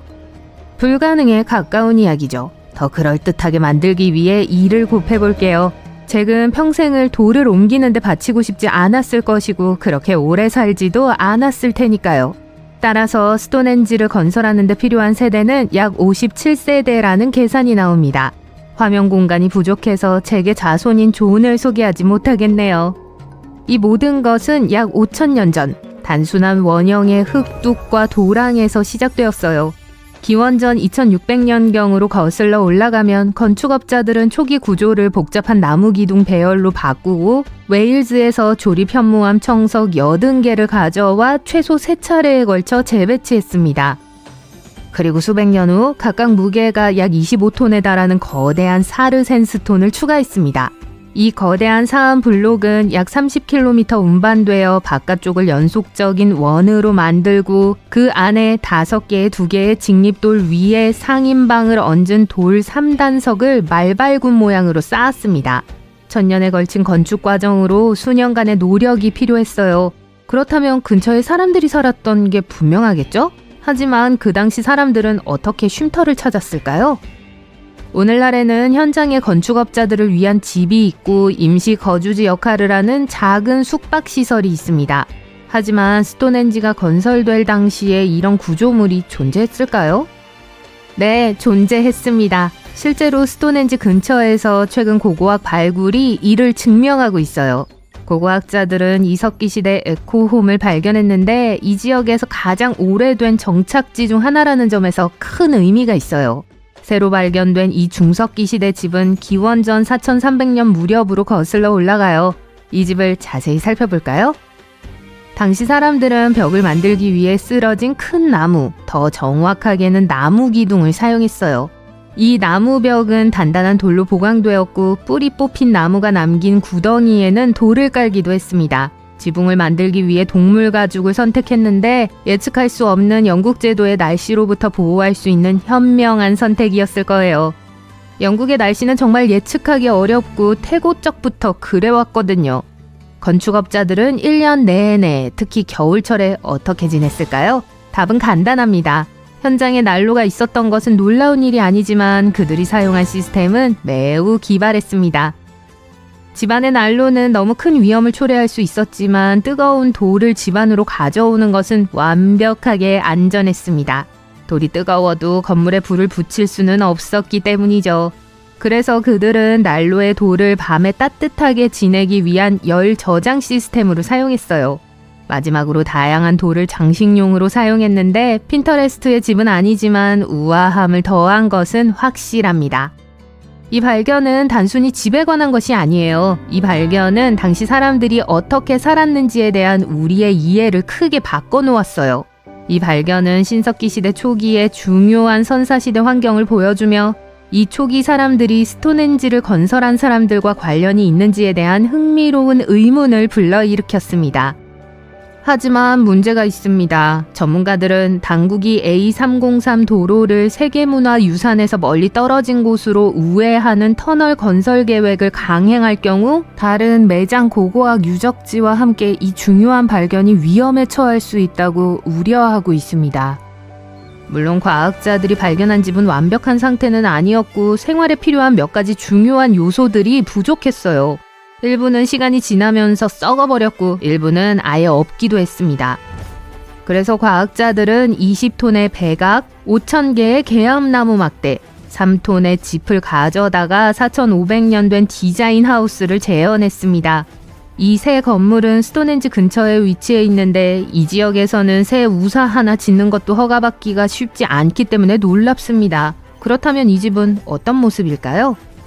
우선 4개의 집이 있는데 타원형이에요. 약 4,500년 전 스톤헨지 에코하우스가 세워질 무렵에 그곳에 있던 실제 집의 기초 위에 지어졌어요. 집은 그리 크지 않은 원룸 구조입니다. 기초를 바탕으로 지붕의 크기와 벽의 높이를 측정할 수 있었기 때문에 크기를 추정하는 건 간단했습니다. 각 면의 길이는 약 5m 정도예요. 하지만 지붕 구조는 여전히 미스테리로 남아 있습니다. 당시에는 몇 가지 다양한 초가 기법이 있었기 때문에 이 주거지에 사용된 방법을 정확히 찾아내는 것은 일종의 추측 게임입니다. 현재로서는 계암나무로 짠 틀에 짚을 매듭 짓거나 묶어 조심스럽게 고정한 것으로 추정하고 있어요. 불을 피우면 난로에서 나오는 연기가 초가 지붕을 통해 위로 올라가요. 20톤의 배감을 기억하시나요? 그것은 바닥과 벽에 필요했습니다. 흰색 배감벽과 바닥은 햇빛을 반사하고 불의 열을 흡수해요. 하지만 문제는 땅이 너무 물에 젖어 바닥이 마르는데 몇 주가 걸리는 바람에 건축업자들이 어려움을 겪었다는 점이에요. 완전히 마를 때까지도 여전히 껌처럼 끈적끈적한 상태였어요. 4,500년 전의 사람들도 비슷한 어려움을 겪었을 것으로 추정되며 집을 짓는 과정에서 겪은 고충을 충분히 이해할 수 있어요. 마지막으로 벽은 헝겊으로 매끄럽고 거의 광택이 나도록 마무리하여 놀라울 정도로 고급스러워 보여요.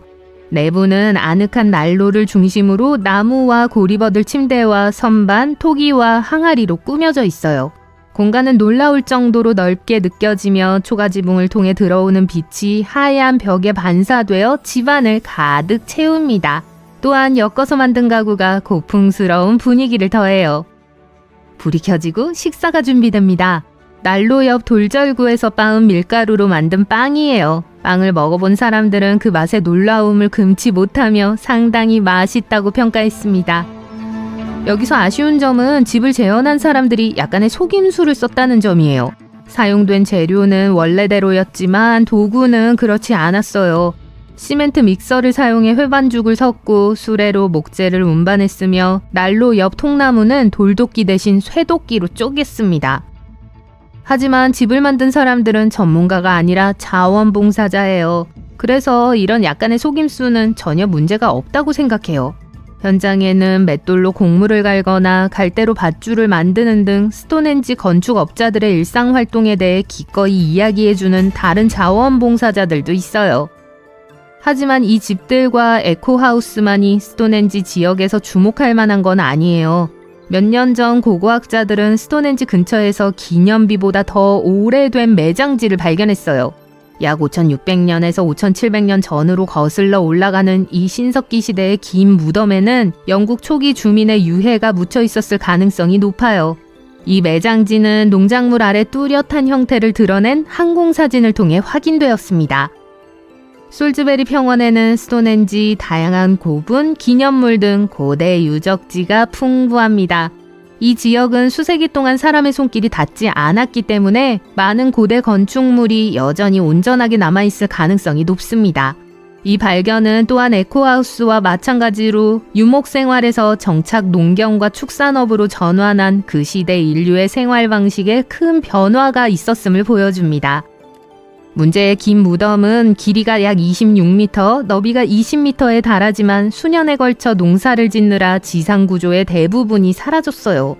이 유적지가 인근의 다른 유적지와 비슷하다면 30에서 59의 유골이 소의 두개골과 함께 묻혀 있을 것으로 추정되며 초기 공동체에 중요한 역할을 했을 거예요. 안녕하세요. 여러분을 초대합니다. 짐을 챙겨서 세계에서 가장 많이 방문하는 도시로 떠나보세요. 파리, 사랑의 도시, 눈부신 빛의 도시, 또는 어떤 애칭도 좋아요. 우리의 목표는 세계적으로 유명한 루브르 박물관에 대해 최대한 많은 비밀을 밝혀내는 거예요. 준비되셨나요? 여행책 잘 챙기시고 즐겁게 다녀오세요. 루브르 박물관은 처음 방문한다면 큰 인상을 남길 거예요. 전통적인 프랑스 르네상스 건축 양식에 루브르 피라미드 같은 현대적인 요소가 어우러져 있죠. 여기가 오늘의 첫 번째 방문지예요. 박물관 안으로 들어가려면 루브르 박물관 안뜰에 있는 거대한 유리 피라미드를 통과하면 돼요. 이 피라미드가 어떻게 생겼는지 궁금하다면 여기서 잠시 멈춰서 피라미드에 대해 자세히 알아보세요. 루브르 피라미드가 처음부터 이곳에 있었던 건 아니에요. 루브르 박물관의 본관, 일명 루브르 궁전은 1190년으로 거슬러 올라갑니다. 하지만 지금과 같은 모습이 되기 전에는 이곳은 성이었어요. 해자와 지하 감옥으로 가득하고 용은 실존하지 않으니까요. 안타깝게도요. 어쨌든 이 궁전은 프랑스 왕 필립 2세의 의뢰로 지어졌어요. 그리고 박물관 지하에서 중세 루브르 박물관의 일부를 볼 수 있어요. 루브르 박물관이 박물관이 된 것은 역사적으로 아주 최근의 일입니다. 1793년 프랑스 혁명 이후 국가는 이 건물을 프랑스의 귀중한 예술품 컬렉션을 전시하는 데 사용하기로 결정했죠. 유리 피라미드에 대한 아이디어는 1980년대에 이르러서야 떠올랐어요. 당시 프랑스와 미테랑 대통령은 루브르 박물관의 대대적인 개보수 계획을 발표했습니다. 이 프로젝트는 그랜드 루브르라고 불렸고 방문객을 위한 새로운 입구를 건설하는 것이 포함됐죠. 80년대에는 이미 연간 수백만 명의 관람객이 루브르 박물관을 방문하고 있었기 때문에 입구가 종종 혼잡해지곤 했는데요. 그때 외국인 건축가 이에오 밍페이가 등장합니다. 미테랑은 페이를 고용해 박물관의 새 파빌리온을 연결하는 입구를 만들게 했어요. 제게 물어보신다면 꽤 잘했다고 말씀드리고 싶네요. 200톤에 달하는 유리와 철을 사용했으니까요. 유리는 말할 것도 없어요. 다이아몬드 유리라고 불리는 건데 녹색이나 파란색이 전혀 없이 완전히 투명하도록 특별히 설계된 거였어요. 페이는 방문객들이 유리에 방해받지 않고 주요 건물을 선명하게 볼 수 있기를 바랬습니다. 유리 색상을 제대로 맞추는 데만 2년이 걸렸어요. 페이가 피라미드를 만들겠다고 결심하기까지는 시간이 좀 걸렸습니다. 그는 정육면체와 심지어 방구를 디자인하는 실험을 했어요. 하지만 원래 건물에는 곡선이 없기 때문에 이렇게 하면 안뜰 조각이 너무 맥락에서 벗어날 수 있었죠. 그래서 대신 이집트의 피라미드에서 영감을 받아 피라미드를 만들기로 결정했습니다. 루브르 박물관에는 고대 이집트 유물이 엄청나게 많이 소장돼 있으니까 그럴만하죠? 그냥 제 추측이에요. 문제는 프랑스인들이 꽤 비판적이었다는 점이에요. 1988년 루브르 피라미드가 완공된 후 이 건물은 매우 격렬한 논쟁의 중심이 됐습니다. 현대식 건축물에 대한 여론이 불안정했기 때문이죠. 오늘날 사람들은 피라미드와 함께 온갖 종류의 이상한 셀카를 찍어요. 하지만 당시 현지인들은 현대 건축은 루브르 박물관의 르네상스 양식이나 건물의 역사와는 아무런 관련이 없다고 말했어요. 심지어 어떤 사람들은 피라미드가 프랑스적이지 않다고 말하기도 했고요. 이런. 루브르 박물관에 입장하기 위해 줄을 서다 보면 사람들이 이 거대한 유리 피라미드를 어떻게 청소할까 궁금해지시죠? 유리로 된 경사면을 청소하는 건 결코 쉬운 일이 아니니까요. 처음에 박물관 관리부는 산악인을 고용해 피라미드에 올라가서 청소하게 했다고 합니다. 오늘날에도 이 작업을 위해 만들어진 로봇이 유리에 묻은 더러운 부분을 모두 청소할 수 없을 땐 직접 이 일을 하는 사람들이 여전히 있어요. 농담이 아니에요. 루브르 피라미드도 로봇이 청소해요. 미래는 이미 다가왔다고들 하잖아요. 에스컬레이터를 타고 내려가면 위층에서 사진을 찍었던 이 멋진 피라미드가 아래층에서 거꾸로 된 얼굴을 하고 있는 걸 볼 수 있어요. 지하 쇼핑몰 같은 곳인 캐러셀 디 루브르의 채광창 역할을 하죠. 아니면 박물관의 메인 로비일 수도 있고요. 저기 보세요. 애플 스토어가 있네요. 프랑스 사람들은 에펠이라고 발음하지만요.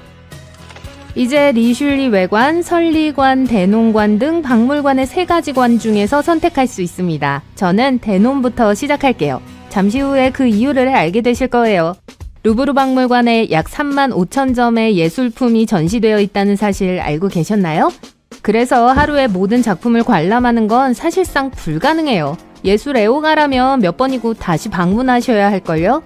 하지만 한 작품당 약 30초씩 소요되는 모든 예술 작품을 감상하려면 루브르 박물관을 100번 이상 방문해야 합니다. 화장실과 점심시간은 포함되지 않은 수치예요. 무슨 말인지 아시겠죠? 박물관은 정말 거대해요. 그래서 로비 입구에서 루브르 박물관의 가장 유명한 그림인 모나리자까지 가려면 걸어서 10분 정도나 걸리는 거예요. 하지만 일찍 도착했기 때문에 이 다빈치의 걸작을 잘 찍을 수 있었어요. 잘 알려지지 않은 사실. 모나리자는 한때 루브르 박물관에서 도난당한 적이 있어요. 야간에 빈센조 페루지아라는 남자에게 도난당했었죠. 박물관 직원이었는데 수사관들은 그가 20세기 최대의 미술품 절도 사건으로 알려진 범행을 저지르기 위해 루브르 박물관 내부에서 잠을 잤다고 보고 있어요. 다음날 아침 빈센조는 모나리자를 소지품 사이에 숨기고 박물관을 걸어 나갔다고 합니다. 모나리자는 이탈리아에서 그림이 회수될 때까지 거의 2년 동안 사라져 있었어요. 어쩌면 모나리자는 고국으로 돌아가는 여행을 즐겼을지도 모르겠네요. 미술사 애호가라면 모나리자를 둘러싼 많은 이론이 있다는 걸 알고 계실 거예요. 이 그림은 베일에 쌓여 있는 게 사실입니다. 모나리자가 다빈치 자신의 자화상일 수 있다는 강력한 주장이 제기되고 있는데 역사학자들이 다빈치의 얼굴과 모나리자의 얼굴을 비교했을 때 그 결과가 어땠을까요? 놀라울 정도로 비슷해 보이네요. 또한 2010년 이탈리아 문화유산위원회에서 실시한 연구에 따르면 이 그림에는 여러 가지 상징이 숨어 있는 것으로 밝혀졌어요. 이 기호들은 고도의 기술이 적용된 확대 렌즈를 통해서만 볼 수 있지만 레오나르도가 모나리자의 오른쪽 눈 안에 LB를 새겨 넣었다는 사실이 밝혀졌죠. 전문가들은 이것이 다빈치의 서명이라고 추측해요. 하지만 왼쪽 눈의 C2와 배경 다리 아치의 72라는 다른 기호는 여전히 미스테리입니다. 반면 라 지오콘다에 대한 이야기는 충분합니다. 박물관의 설리관으로 가볼까요? 가는 길에 그림책이나 캔버스를 들고 그림 앞에 앉아있는 사람들을 볼 수 있습니다. 저렇게 앉아있어도 될까요? 네, 루브르 박물관의 매우 흥미로운 특징입니다. 이 박물관에는 에꼴 디 루브르라는 미술 학교가 있는데 이 학교의 학생들과 다른 파리 기관의 학생들은 그림 앞에 앉아 그림을 모사할 수 있는 허가를 받을 수 있어요. 이를 통해 유망한 젊은 예술가들이 현장에서 직접 배울 수 있습니다. 학생들은 르누아르, 모네, 푸생의 작품을 모사하며 화가가 어떤 기법을 사용했는지 알아내려고 노력해요. 저도 신청해도 될까요? 투어를 마치기 위해 영상 앞부분에서 이야기한 고대 해자를 방문합니다. 원래 루브르 박물관이 성이었을 때 그 일부였던 해자 말이죠. 1980년대에 이루어진 고고학 발굴 덕분에 이 부분이 밝혀져 2016년부터 관람할 수 있게 됐어요. 원래 성의 모습을 재현한 미니어처 모형도 볼 수 있어요. 파리의 다른 랜드마크를 방문하셨다면 콩시에르제리와 꽤 비슷하다는 걸 아실 수 있을 거예요. 이곳에서 치즈를 생산할 생각은 안 해봤을까요? 완벽한 장소인 것 같은데요. 세계에서 가장 유명한 박물관의 비밀을 알아보는 시간이 즐거우셨길 바랍니다. 다음에 또 봬요.